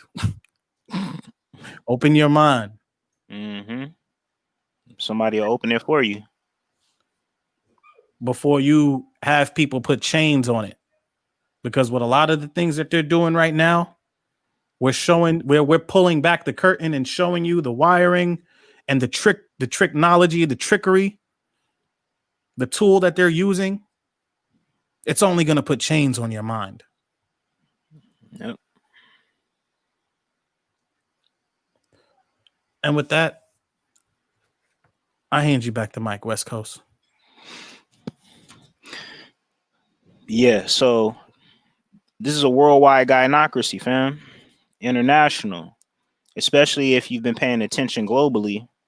The the level of access that they currently have, not only on a domestic but on a global level, is far reaching. So when you ask yourself, well, what's the big deal, or you know, why should I protect this space, or why should I stand up for something? Well, the thing is, ready or not, all of these examples that you think aren't going to impact you, they're eventually going to hit your radar on a local level. It just takes time. It starts off with a video. That video builds up to a campaign of people who are they advocate for it. And then from there, you have yourself a whole policy. And just, just like that, 1 minute you was cool, next minute it's like, dang, now I got this policy that's saying that, you know, I have to figure out what my gender is. It's a policy written away. It's a policy signature away. And so books like The Man Not, there's other literature out there that touches on this subject from different vantage points in different areas of activity, which is what we really strive to construct. It's important you get each of these pieces, or as many pieces that you can as possible, to look at it holistically. Otherwise, you'll end up in a trick bag of just focusing on one. It's more. It's not enough just to see the stripper that's promoting going out and voting. It's not enough to just see the BLM mission statement and what they're about, or you just seeing brothers talking about how you as black men collectively failed your mothers. When you see it all in one big piece, then you can understand it, and then from there you can be able to combat it.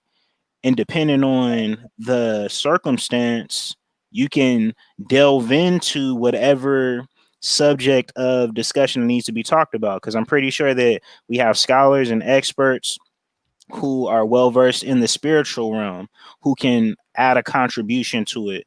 We have those like our PhDs in the academic sector who are expert level subjects in the BS that's being propagated, who can break it down in that level.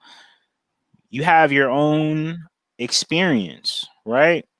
When you look at the literature that is being presented and you compare that to the example of what your life looks like. And I think that you did something very well, Brother Seventh, in reframing this video right here that was supposed to be a promotion of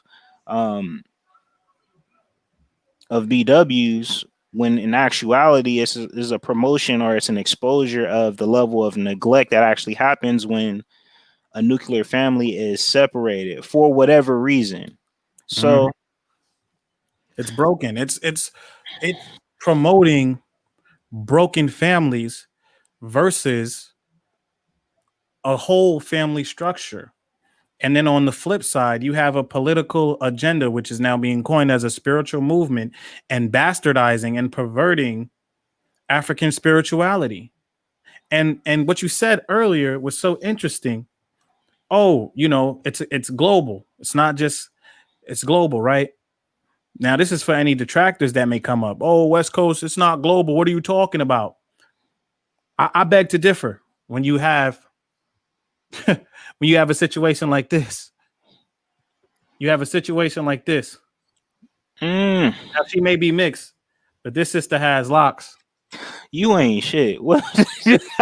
It's, Becky Shabazz has locks over here. And guess what she's in charge of? Culture. No, you didn't say she may be mixed.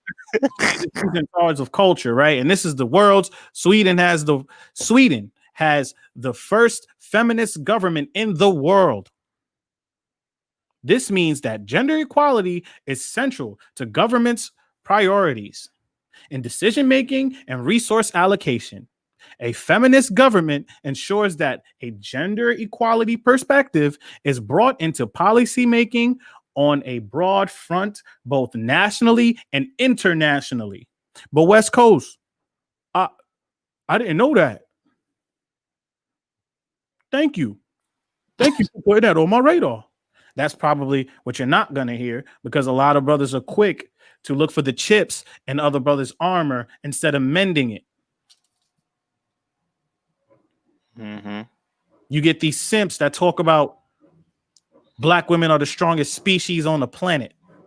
Really? The strongest species on the planet? So she could stop a charging rhinoceros with her bare hands? She can lift an elephant? She could just bench press a whale? Could we put her in the ring with a silverback gorilla and she'd come out on top? It's that black girl magic, dog.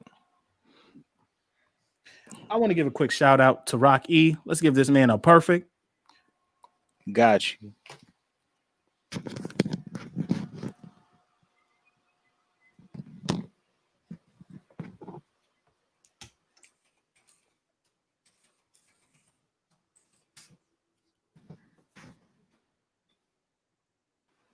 Perfect. Appreciate the contribution. Oos, Rock E. Oos. I want to jump back into the literature really quick, and I'm gonna cut over to page 209.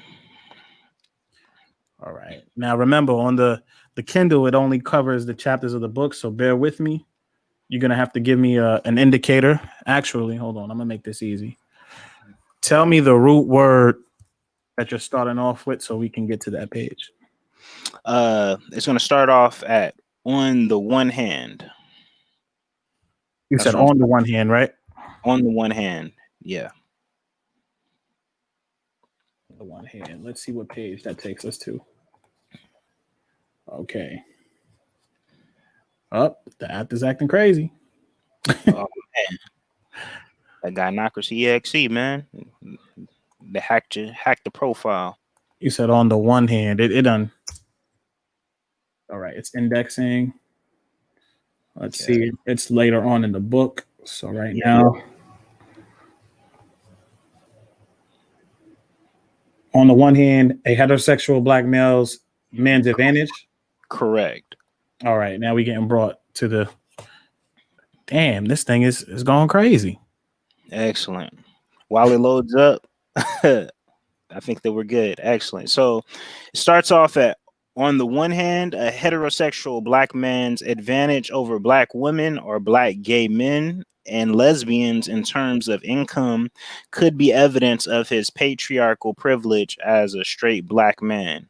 While on the other hand, his relative disadvantage to white men and women, and sometimes black women, regarding unemployment, incarceration, and homicide is that same patriarchal privilege because he draws attention away from other victimizations.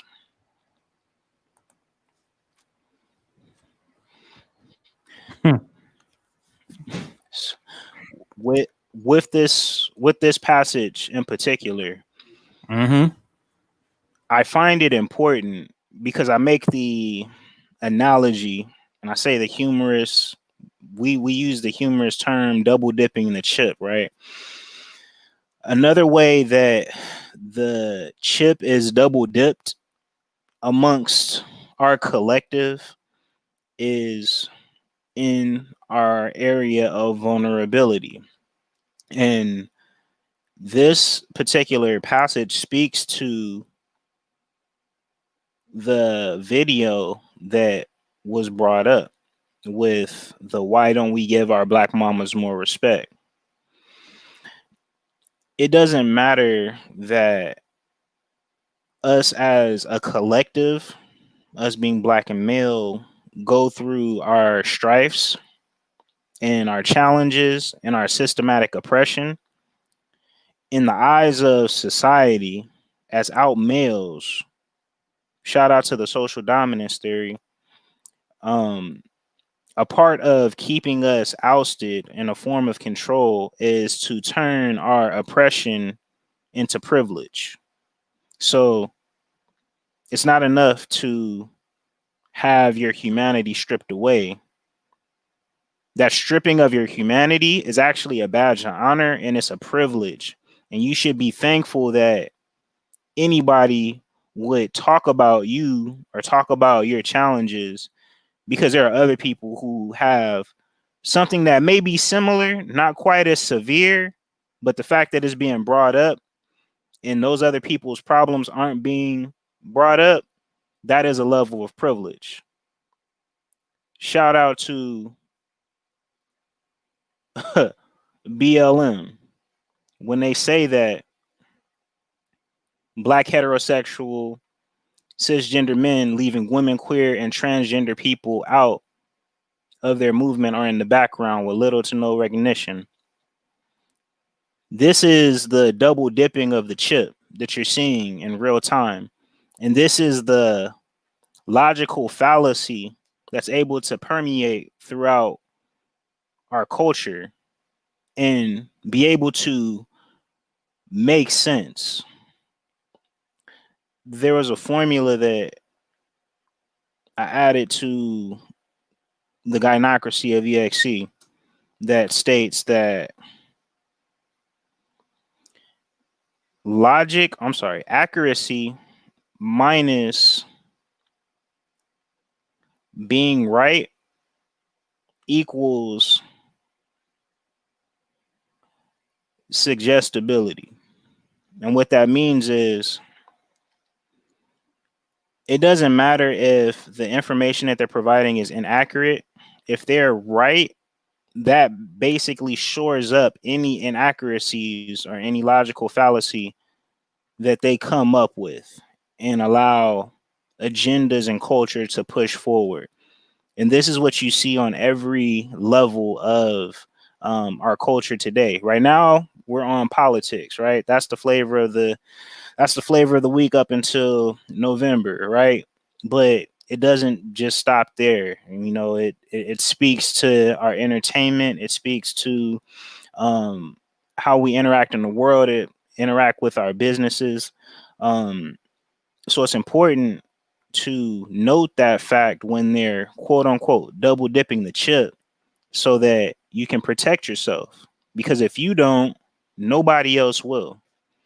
They will basically assume that your silence means acceptance. And with that said, I pass the mic off back to you. What are your thoughts on this particular passage?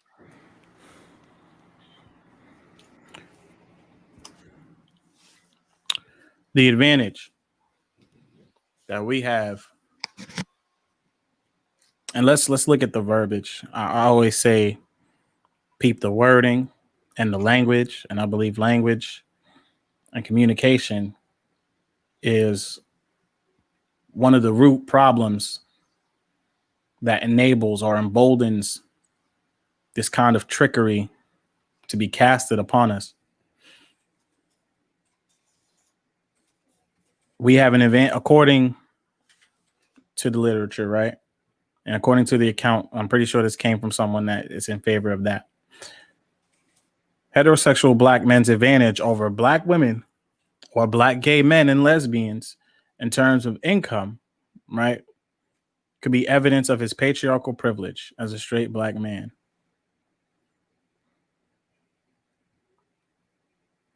So we're going to forget all about affirmative action and where those jobs went, who they went to. We're going to forget about the mass incarceration of black men, the bill that was passed in 94, which is the year I was born, you know, young millennial here. We're going to forget about all that. We're going to forget about all of that and just say, that's a privilege. It's a privilege to be locked away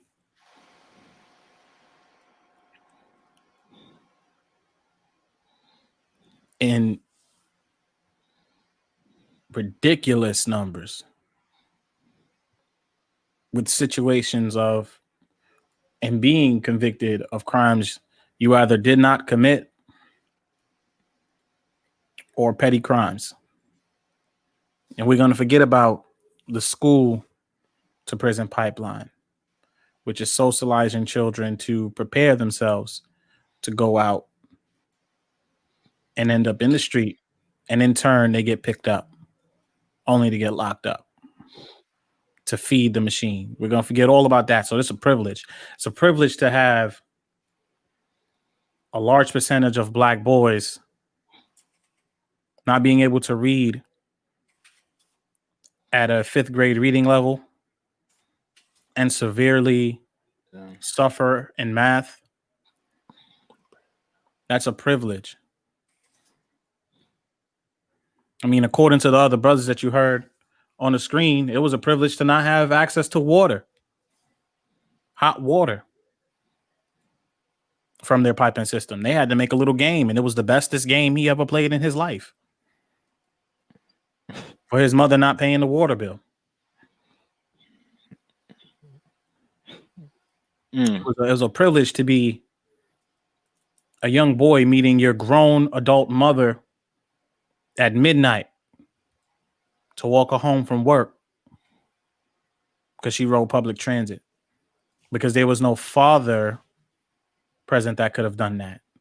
There was no father that could have added to the income that they had in the household, which would enable them to buy a mode of transportation so she wouldn't have to take public transit at midnight and worry about her safety. But that was a privilege, to become the man of the house by the age of 7. It's a privilege. Because it's not about your negligence. It's not about how you were neglected. It was about how strong your parent was in the midst of neglecting you. Right. That she picked herself up by her bootstraps to double down on neglecting you. And that was so powerful. Alpha her way through it. Yeah, my mama was the first alpha. Man, run that back. The first thug. Wait a second. That was, listen, they was telling on themselves in that video. Mama was the first. Yeah, the brother said mama was, my mom was getting locked up and she was talking shit. And they pushing her head into the police. I'm gonna let y'all hear the brother talk. I'm not even gonna mock this creature. Bruh. I can't even. I already told you my stance. Some of these guys, because I can't call them men. So some of these guys, they have an interesting line of thinking that is very disgusting. But let that beam footage roll. Man, I never knew that the water was cut off until you get older. You're like, damn, the water was cut off when we was kids. But my mother made it fun, man. My mother, she did some wild stuff, man. My mother was the first thug I ever really realized that I knew. She talked back to the police officer, got locked up, and was still talking shit as he told her to put her head down and get in the squad car. My mother still talking shit. And my mother's a thug, man. I love her. Yeah. To the death. I love my mother. They take care. What did your mama do if you were in the bathtub and you wanted some bubbles? Like you couldn't afford to buy bubbles from the store. Oh man, she go downstairs and get the dishwashing liquid. The dishwashing liquid to put that shit in the tub. You know what I'm saying? She goes downstairs and get the dishwashing liquid to make bubbles. It's something you putting on your skin. It's called dishwashing liquid, not child washing liquid. There ain't no Johnson & Johnson. You putting Dawn on little babies? Help me understand that, fam. I don't have an answer, bro. And I apologize. Last time I checked, it was a duck on that. It was a duck on there on that Dawn bottle. It wasn't a baby. Right. And right. So you talking shit while being taken prisoner is powerful. Wait a second. Man, boy. And somehow, some way, this was a black man's fault. Right. Let's continue. I love it. Black mama stuff, man. Yo, man. Hey, I Wait, got wait. Play that back. Play that back. Play that back. Something amazing just happened. Look at the woman on screen. Would have put that shit together. Man, Wait. Wait. Just let it play. Let it play. Let it play. It's about to happen. I love it. Black mama There you stuff, go. man. There you go.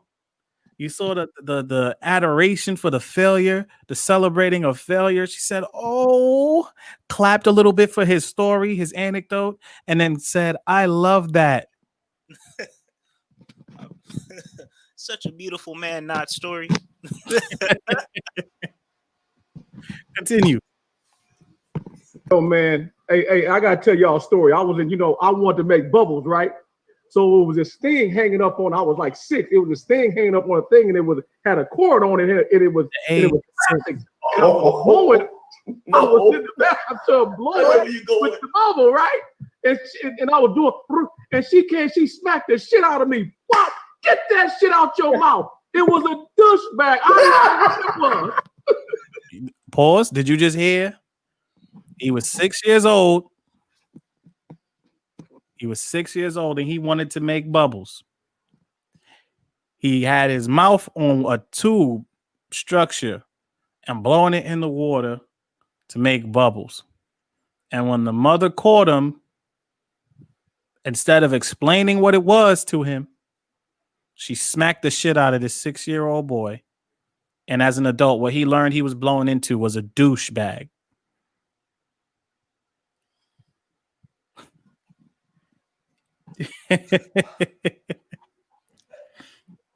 Truth is stranger than fiction sometimes, bro.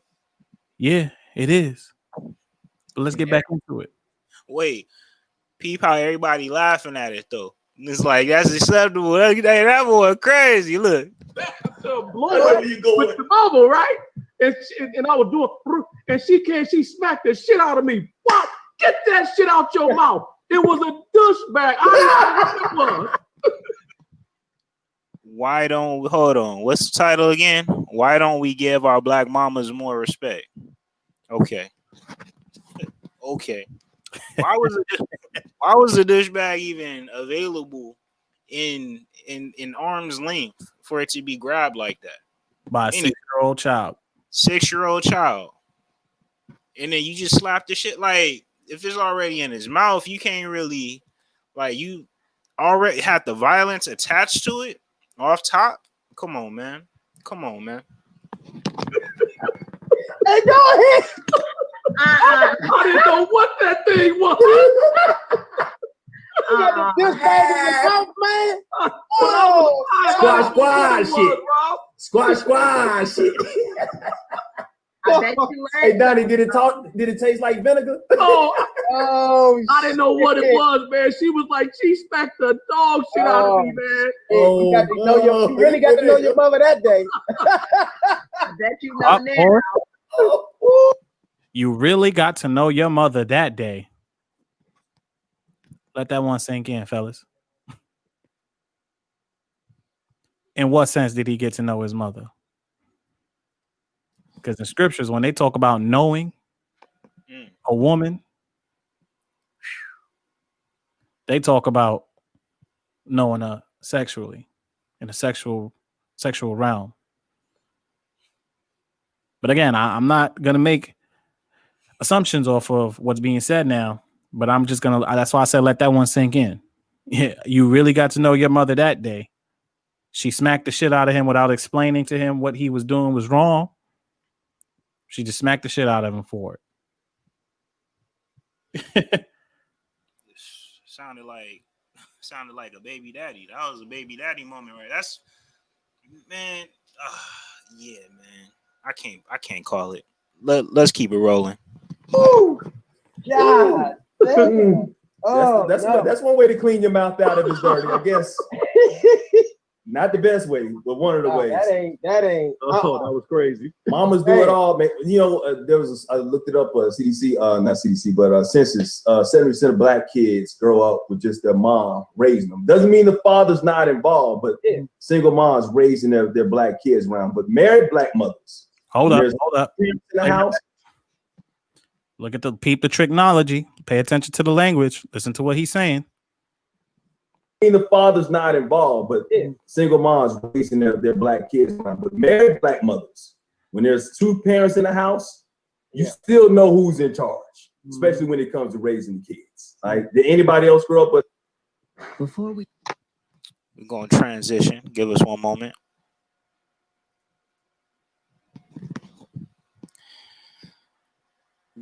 When my mom and my stepdad or whatever, but when it came to raising me, I knew who was the boss. You was a lucky light-skinned brother. Yeah, my dad was around, but he ain't live with us. My dad was a weekend warrior. You know, he was on the weekends. Called him a weekend warrior. But not even that. He said you are a lucky light-skinned brother, right? There goes that colorism piece coming in. Uh-oh.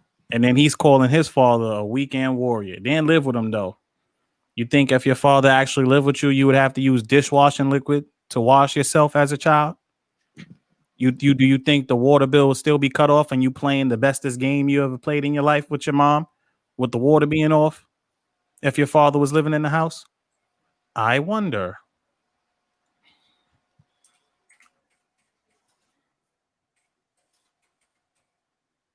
But we could keep it rolling. Nah, hold on. Hold on.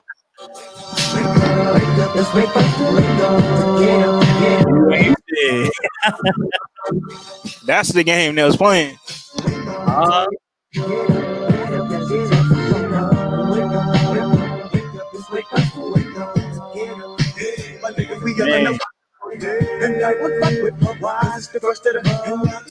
All right, we're gonna keep it rolling. I don't know how that was, but you could tell us from your experiences. Tell us some of your experiences with your stepdad. Yeah, how was that? Oh, I wrote it in the book. It's called Open. Wait. Pause. Yo, it's just gem after gem being displayed of the gynocracy right here. Play that back. Listen to the brother's tone as he look at the vitriol he has for the brother he doesn't know because he had a dad in his life. Check this out. Go ahead. On the weekends, so I don't know how that was, but you could tell us from your experiences. Tell us some of your experiences with your stepdad. Yeah, how was that? See the backhanded compliment. Tell us about your life with your stepdad. Damn.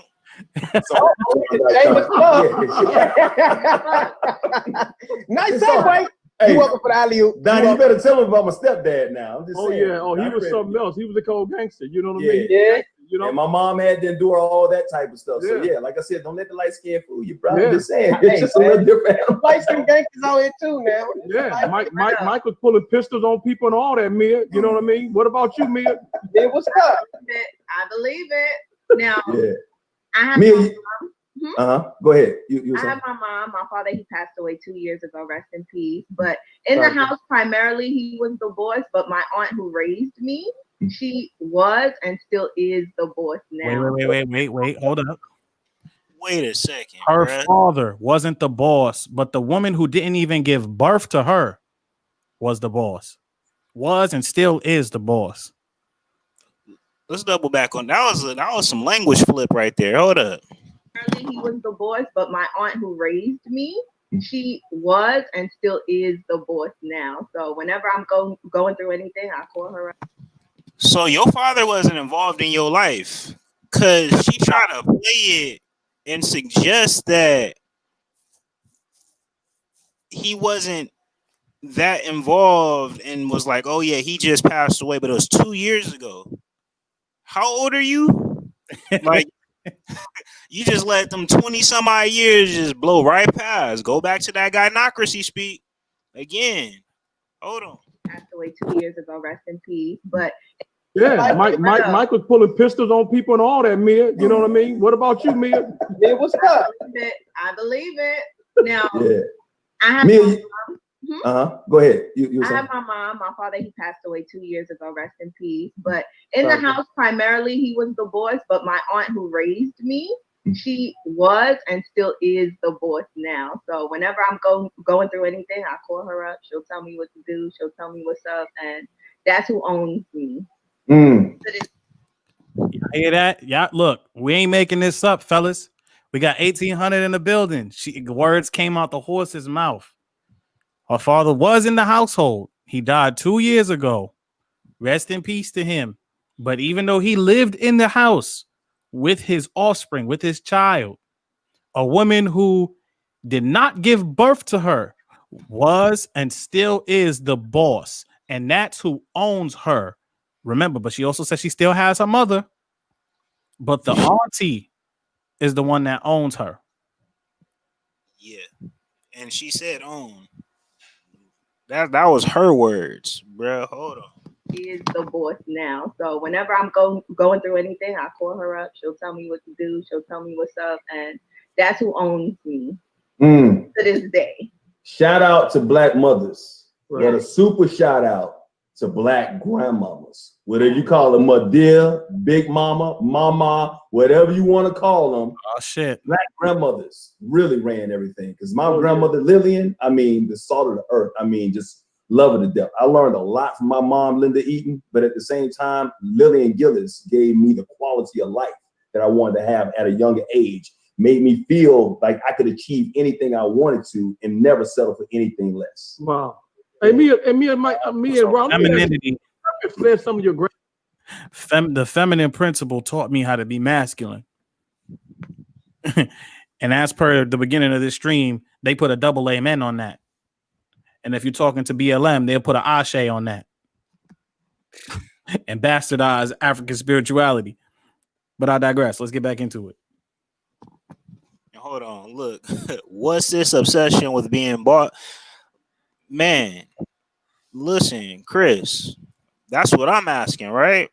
I think that's that gynocratic principle, man. I think that white supremacy light and that idea of Western ideology of having like that control, that patriarchal control, is ingrained in the psyche of the collective. And you're just seeing it in real time. This is why she used those express words, said that her auntie owns her to this day. That's very specific. She could have said, yeah, I love my auntie and she took care of me and I'm thankful for what she gave me. She could have said it a million different ways. She said, no, my auntie, she's the boss and she owns me to this day. Right? And Mike Hill, he was like, listen, my mama's cool and all, but my grandmama, that's the one that owns me. You said, I didn't do that, Grandma. And she said, what you saying? I'm lying? You know what I'm saying? Oh man, that was back in the day. Well, I got one grandmother left.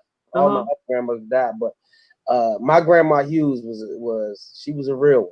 Yeah, a real one. Yeah. You couldn't even tell them. You couldn't even tell them, Rob, you didn't do that, Amir, because they say you say I'm lying, but you wasn't saying they was lying. Oh, you just say I didn't do it. And right. That's why I wouldn't say anything at all. I come from my grandmother stand up on me. Wait. You hear what I'm talking about, bro? Their grandmother would accuse them of doing something, and they would say that they did not do it. And the response, the reaction is, you're saying I'm lying? Which means, exactly, gaslighting by definition, nameless. I just wanted to get to that. Man, I have so much more thoughts on this, but let's we in the final stretch of this footage. Let's just get through it. I come from a Christian household. I am Haitian, so if they said you did something, you did it. You don't say none back. It's just you Haitian. Whatever you say, man. They slap kids. Straight from the horse's mouth. Celebrating child neglect and abuse. If they say you did it, you did it. I think she said something that's very key. Hold on. I am Haitian, so if they said you did something, you did it. You don't say none back. It's just if they said you did something, you did it. You don't say nothing back. That sounds eerily similar to how them scrippers was telling us Yeah, you need to go out and vote. Because we said so. Right. I ain't worried about, listen, you can't make it rain in the club for me. If you're out there getting locked up, go out and vote. Man. Let's finish this. Yeah, we Haitian. Whatever Yeah. you say, man. They slap kids in Haitian family. What you say? What you say? What you say? What you say? What you say? What you say? Oh, I apologize to the 1600 in the building. I know that was probably quite the headache to be exposed to some of the videos we put on screen, but it is necessary so that you can know the truth of the situation at hand and how this ties into the man not. Because again, that statement, if they say you did something, you don't say nothing back. You did it. Look at how many different stories in the man not, or how many accounts of brothers that are being killed for something they didn't do. But because these palm colored people say they did it, means they did it.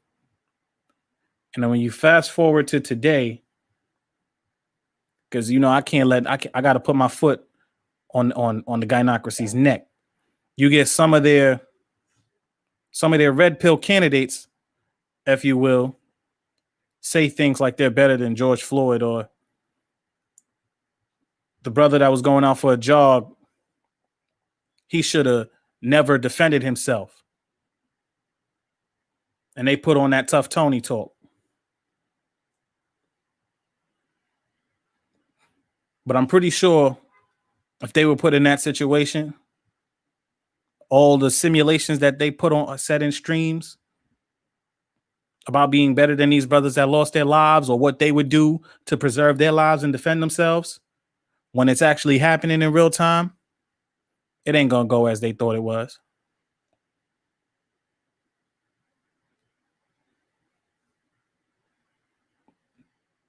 Exactly, Nameless. Exactly. Sound like some old slave catcher narratives and rhetoric. Yeah. And and if you now I got to take y'all back to some of that language, right? Because the black woman ought to keep them boys in line. Mm-hmm. Ooh, as a matter of fact, I think that Dr. Tommy Curry has a passage on that as well. Let me pull up the literature. No doubt. What page you want, brother? All right, I am on. Let me see if I can find it.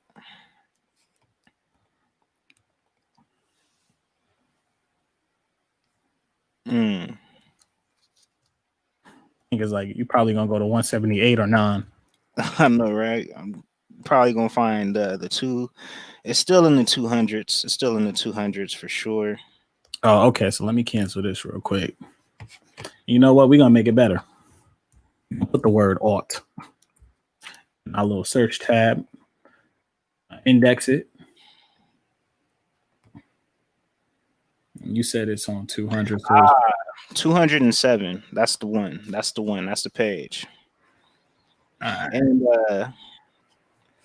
just tell me where you're reading from so I could type in the root word and index it. Advocated as gender. Advocated as gender. Mm-hmm.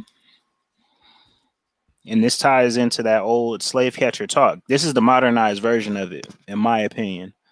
Let me see if it pops up. All right, cool. All right. Here we go. All right. So, advocated as gender progressivism, Black masculinity is problematized not only conceptually, but also corporally, thereby recreating the disappearance of work with which Black males are currently confronted. Within the academic enterprise, scholars market themselves as managers of this population, and their work as the inoculation against their spread. Departments and hiring committees routinely rationalize not hiring Black men using this logic of diversity or more accurately, the logic of the presumed threat black male hires pose to women in other groups. It is in this moment that managers are called on to rationalize their discrimination through an appeal to theory. So yeah, everybody getting a piece. Everybody wants to be our manager. Right. Shout out to the black sister in HR that just didn't feel right around you. She couldn't put her finger on it, but she just doesn't trust you or feel right around you. You said it's all right. It's all right to discriminate against him. It's all right. You know, we'll get him together. He just needs to pull himself up by his bootstraps. You know, right. Even though he came here for a job to provide right. for his family, you know, somehow he just got to pull himself by the bootstraps, even though the job was supposed to be said bootstraps.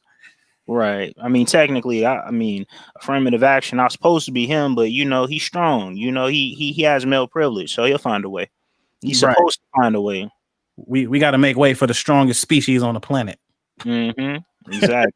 You need to cook up some of that magic, you know. So I don't want to neglect any contributions that's being put in. my boy Christopher came in clutch. You know, as a Jamaican born man, I could tell American black women that, just as she indicated, right, Caribbean men are also under the hegemonic mold of masculine mindset tendencies from black women there. So it's not just local. Again, it's just like more every time we speak these things, we're not making it up. We're taking it straight from the people themselves. It's coming straight from the horse's mouth. You know. Facts. And again, this is why I definitely appreciate the social dominance theory, because it puts it in perspective on a general formula, the actual workings of how deep this design can truly go. So it's a worldwide gynocracy, fam. This is to have the male, to basically neutralize the out males and making them insolvent as far as usage. That's the ultimate aim. And so using cannon fodder and as material is the ultimate goal. And how do you do that? Social dominance theory speaks to that in making sure that the out males are removed and they're not allowed a certain amount of access and resources to give them the strength to remove from their position. Exactly. And then we have Sean Hicks, Oos. He came in saying that black families are proud of their excessive abuse on their children, justifying it by saying it'll make them tough for the excessive abuse that the world will suffer against them. Okay. See, I mean, look, you heard three brothers peacock for the praise of the strongest species on the planet. You know, and what did she say when they talked about their childhood neglect? Oh, I love that. And she clapped and smiled. You know, they got a spiritual cookie, if you will. Brownie points. Right. They got some brownie points from someone who doesn't even know how to own, a grown woman that doesn't even own herself or take ownership of herself. She rather place ownership to another woman. Not the father who she lived with, who passed away 2 years ago, but a woman who did not even give her birth. Not even her own mother, but a woman that did not give her birth is her owner, is her handler, is responsible for her. Grown woman.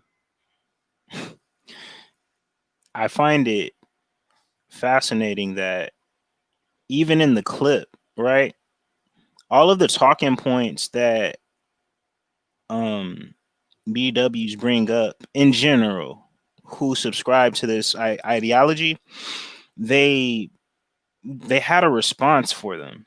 So the one brother who, as a child, went out at night to go protect his mom, you know, even though he's a minor, he's a child, but he still had the full brunt and responsibility to take care of an adult and fight off potential threats, which more than likely would be other adults or people that are older than him. And he remembered that vividly, and he still had that mindset to this day. When the brother talked about his experience in his mom not being able to afford utilities, and even after finding out that that game that was being played was just a cover up to hide the fact that she failed in that category, he was sympathetic with her. The examples that you were seeing just anecdotally, I'm sure can be multiplied 10 times over. There's not, I'll say that at least from my experience, and especially what I hear in this sector, when it comes to people's moms, people's elders, more or less, there is a level of there's always a line that you never toe, because people will get triggered, especially when you start talking about people's mothers. Even in grade school, right? As soon as the mama jokes start flying, somebody says one thing that hits way too close to home, you be liable to fight over. You be liable to be fighting all day long with whoever. Right. And you still see it here in this sector where, you know, black men will inherently protect their black women. And I bring that home to say that I criticize the black women who subscribe to the ideology saying that black men don't protect them, because by design, even in its malformed expression, we technically do. And we've done so since childhood. Somebody find out that your mama's a crackhead, a stripper, a hoe, something of whatever effect, you know that kid be the most vicious kid on the playground, because he do whatever to protect his mama's honor. But West Coast, even though you was a crack fiend, mama, you always be a black queen, mama. Come on, man. And just a quick check-in. We're gonna give my man Sean H 2 perfects, for the contribution. Oh, no doubt. I got you, fam. Sean H, this one is for you, dog. Perfect. Appreciate the love. And you win.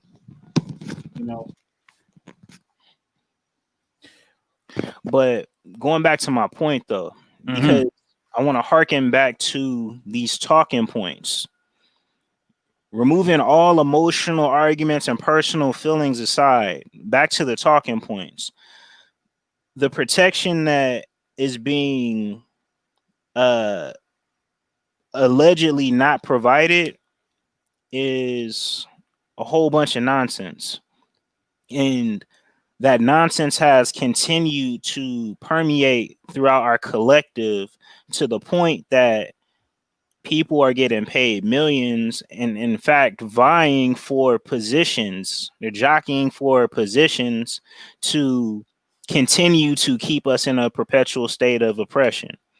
And the longer that we wait, I'm not even going to say the longer that we wait, the longer that this continues to happen without it being checked, because I'm of the belief or understanding that we currently have a space that provides a counter narrative to what's being exposed. This is what this platform is for. This is what all the other platforms who are a part of this sector is about. Art of Ibmore, Art New Style, Angry Man, all of our PhDs, nameless protagonists, all the other folks who are Kendra, all the masculine mercenaries.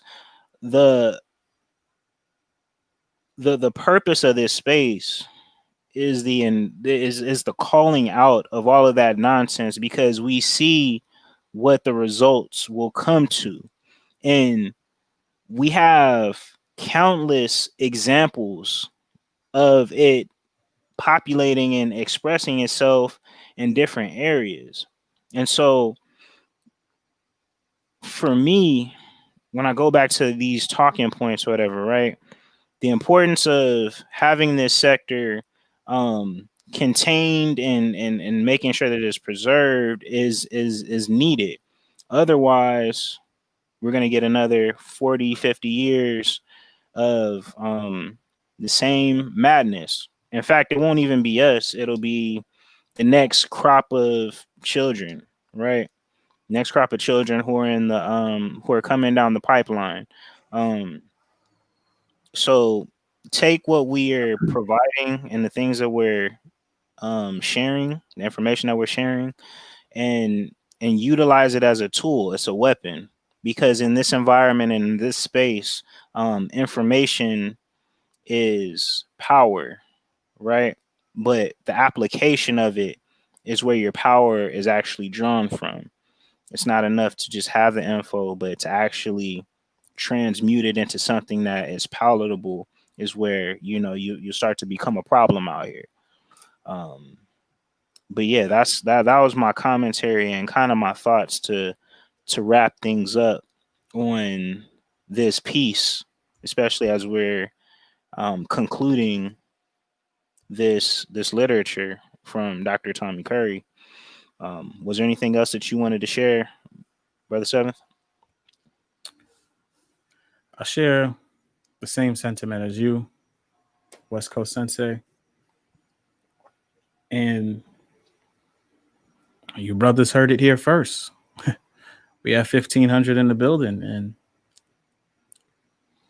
everything we have displayed so far, there are many more articles and videos or visual representation that show that the man not highlights and shows that the gynocracy is real. And then with these visual representations and accounts from the videos that we have displayed also lets you know that the gynocracy is a real thing. And I want to make sure I don't neglect, the brother in the comments. Right. Christopher was adding some more insights on the fact that American black men are beginning to talk about it, but he also states that in the Caribbean atmosphere, those men are scared to have that discussion. Mm-hmm. And he even gets into the linguistic language and word choice that they use to exalt their quote unquote power over black men's, right? Essence, body, power, and resources. And it's interesting because that ties back into the relationship discussion.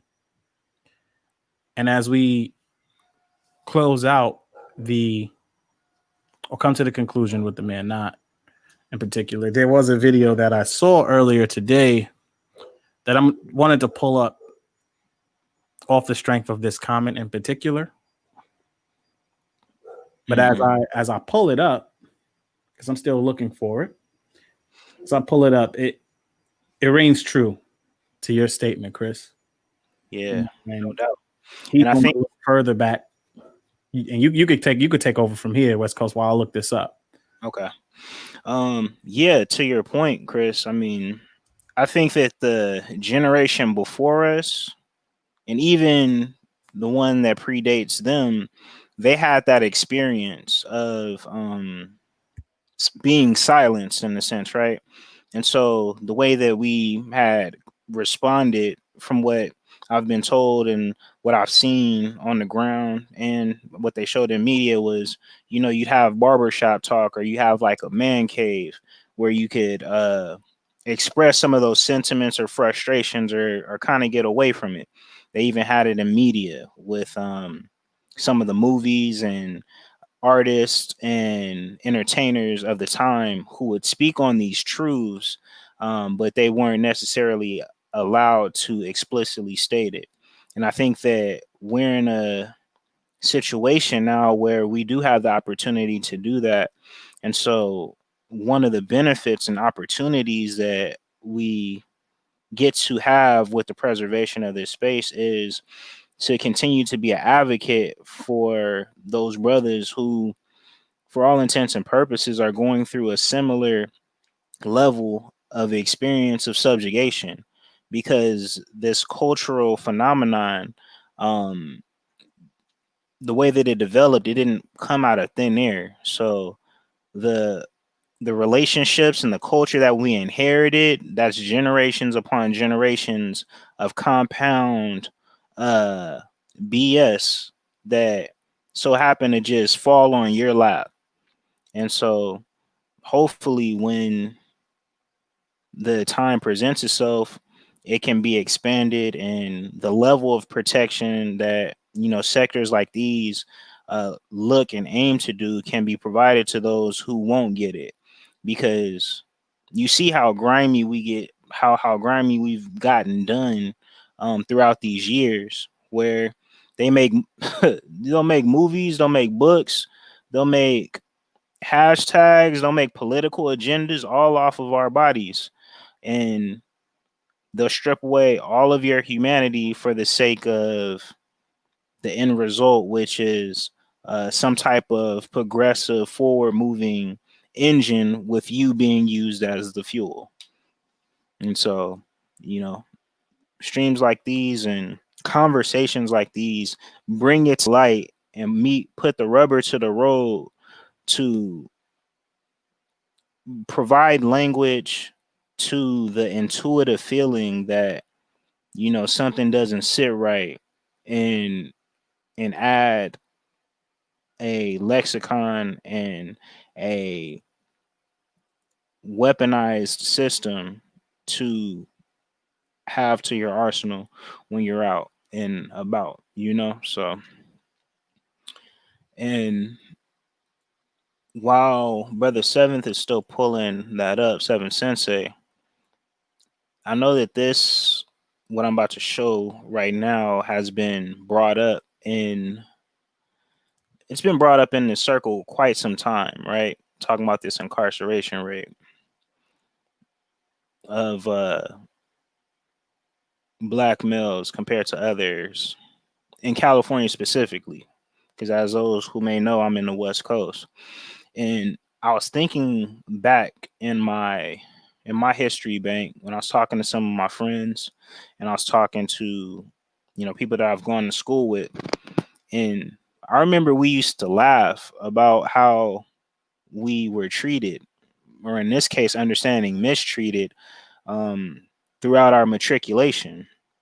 It literally we would joke that it felt like a prison, but when you realize that that when there were policies in place to specifically target you as a demographic, it leaves a bitter taste in it leaves a bitter taste in your mouth when those of the outer society and people who you would assume have your best interests in mind actually support it, unintentionally or intentionally. But the bottom line is, when it comes to your life, when it comes to your experience, outside of your personal views and what you may want as far as desires, the country that you're in currently, the people that you're involved around, they all have agendas and they all have outcomes that they may want to use from you. And so the quicker that you can grasp that and use that as a vehicle to attain the sovereignty and independence that ultimately should be the goal, at least in my mind, when I look at the information that's being provided in the space and the literature that's being discussed and the conversations that are being had, to your repertoire as your ultimate attainment. And with said sovereignty and independence, being able to work interdependently with others as the next step to it. Because although you are independent in your own faculties, you're not stuck in a bubble. I only have a certain amount of information that I know that I can carry around, discover, try to process. Even the society at large, the communities that are developed, Everybody has a talent. Everybody has a place or a role to fulfill. And with having that understanding, this sector by osmosis does exactly what us as a collective would naturally do, which is come together, provide our information, our insights, our mind power, our experiences to build something that's greater than us. Because the problems that we've inherited are greater than us. The one biggest trick that the gynocracy at large has been able to pull off is that exception rule being the standard. And when I say exception rule, I mean the idea of you being that one exception to get out. You're the one that made it. You're the one that, you was able to survive. And with that, you are the only one who is responsible for saving this community. Right. And like that's not how it works. And this is how, in my opinion, you get these misinformed and, to be honest, traumatized coping mechanisms. My opinion about the whole alpha your way through it and the pull yourself up by your bootstraps is it's a traumatic coping mechanism. When I finished my one point about the pulling yourself up by your bootstraps, because the ideology of praise, like, yeah, brother, you done made it out the hood, and you good. Yeah, you not like all these other brothers. It feeds into your ego. And as you're feeding into that ego, you're allotted a certain amount of privileges and a certain amount of gifts. And because you've come from a place of poverty that has been designed, and you don't want to lose those, you don't want to lose said privileges, you are forced to buy into it, and that becomes your identity. And in my opinion, that alpha your way through it, pull yourself up by your bootstraps, is one of those mindsets that is developed and cultivated as a coping mechanism. And there are other forms of coping mechanisms that one can observe, i.e., on the what's it called, this little Fox Soul show, where they're like, why don't you respect your mamas more? Although all three of those brothers since childhood talked about how they accepted their mothers, and at a certain length were down to protect their mothers to the death as a child. But yet you don't respect them enough, or you still need to do more. But then that's misconfigured and it's perverted. You pervert the protection to remove the self accountability that comes with an individual that should, for all intents and purposes, handle that on their own, for the sake of keeping this misaligned mindset going. And so for me, there's a certain amount of understanding that I get when I hear brothers on panels talk and have these different perspectives and vantage points, because they were fed the same level of insanity that I was fed, or I could see other brothers who were fed the same level of insanity, because that's what I think it is, in its purest form, where you as a child, you don't understand what's going on in this world, but you're expected to damn near save it, and everybody and your whole livelihood is dependent on it. How do you mentally deal with that? And this is the results that you see. Some folks will, be able to, with the grace and mindsets, power through it, or come to a peace, or come to an understanding. But some people may end up going left and, end up succumbing to drugs and becoming cannon fodder for the gynocracy in one way, or some may end up making it out and they end up turning into agents, because that's the only position that they've been allowed to fill. And it's either that, or you become cannon fodder, or you become a statistic, and it can happen in a blink of an eye. Absolutely. And I pulled up the footage, the video footage that I was looking for. No doubt. You know, and I mirror some of, well, wholeheartedly the sentiment that you just displayed or shared with us, West Coast. That joking of school. How many of you brothers in here press 1 if you made the joke of school feeling like it was a prison? You just shooting the shit with your friends. And you're like, man, this should look and feel like a prison. I don't even want to be here.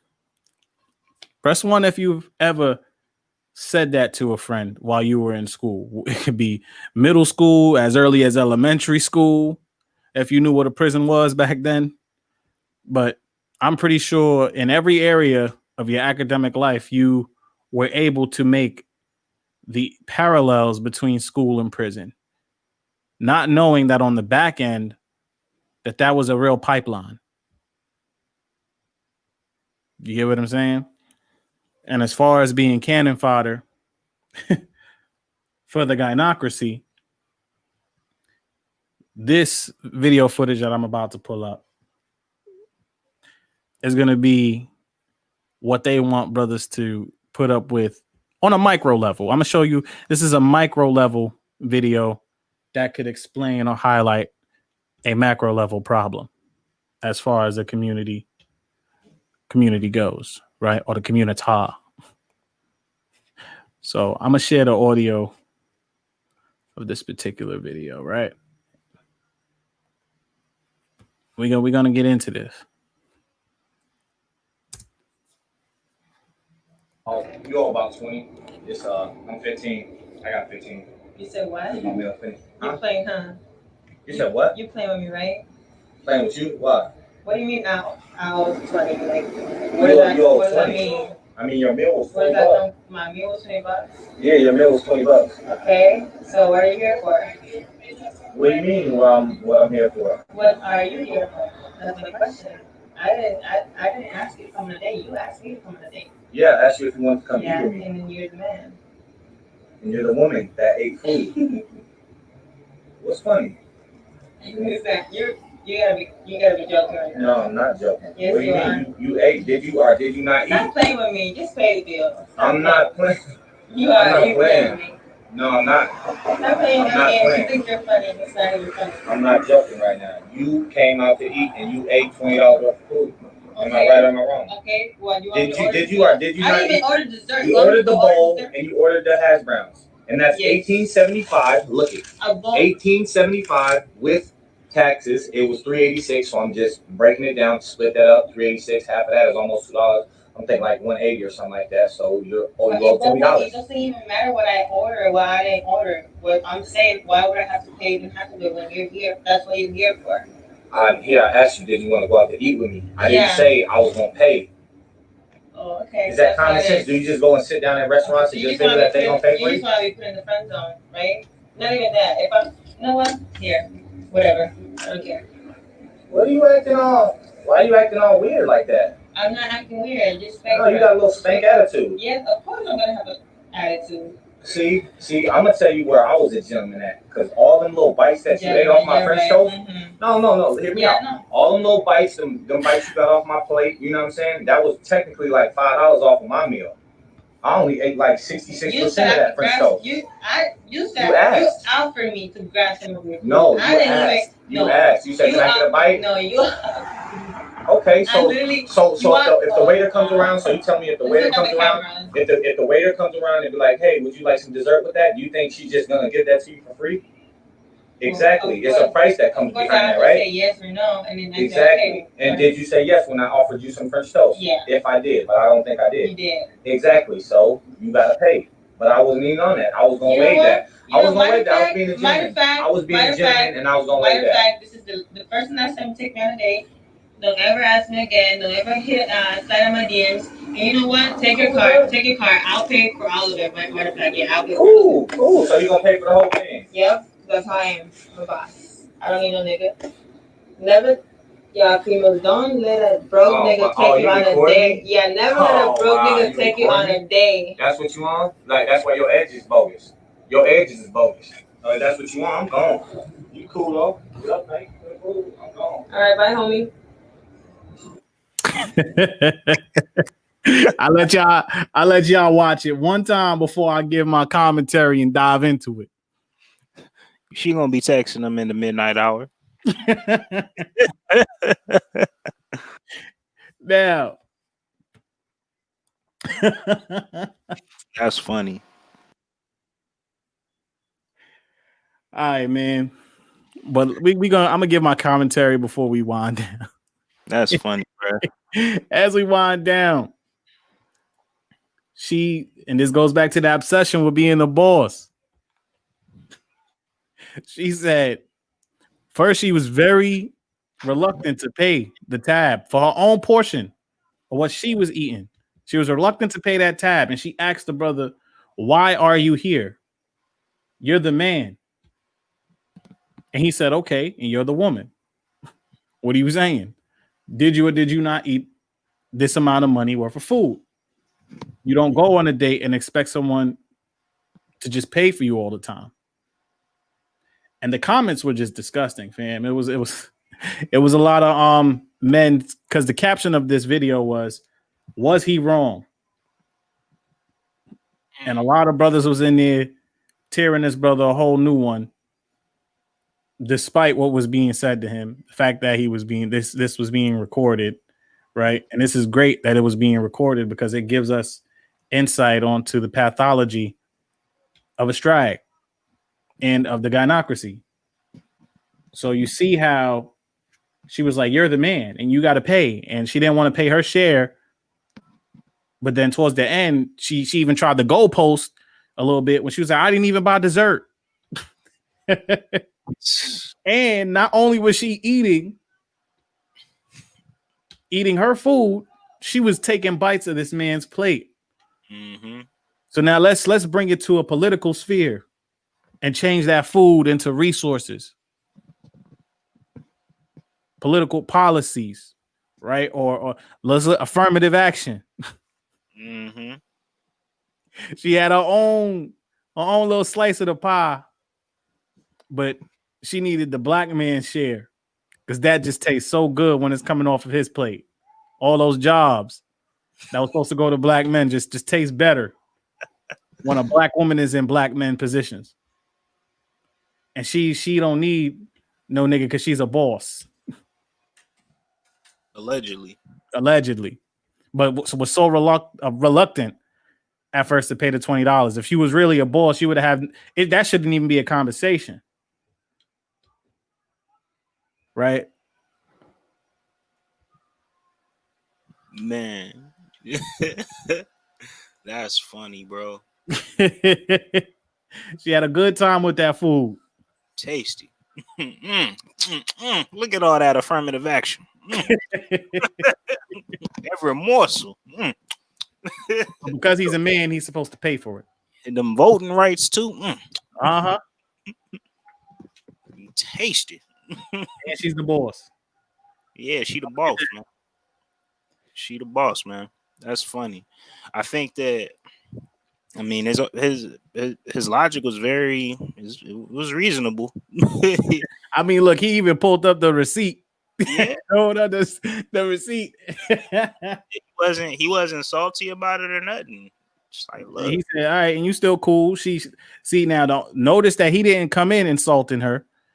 He only said it after she said, "You a broke. Don't let no broke ass nigga." And she tried to publicly humiliate him because she didn't want to pay. He didn't want to give her a free meal. And this is the first date. Like, fam. And then he came out and said, "That's why your edge is bogus."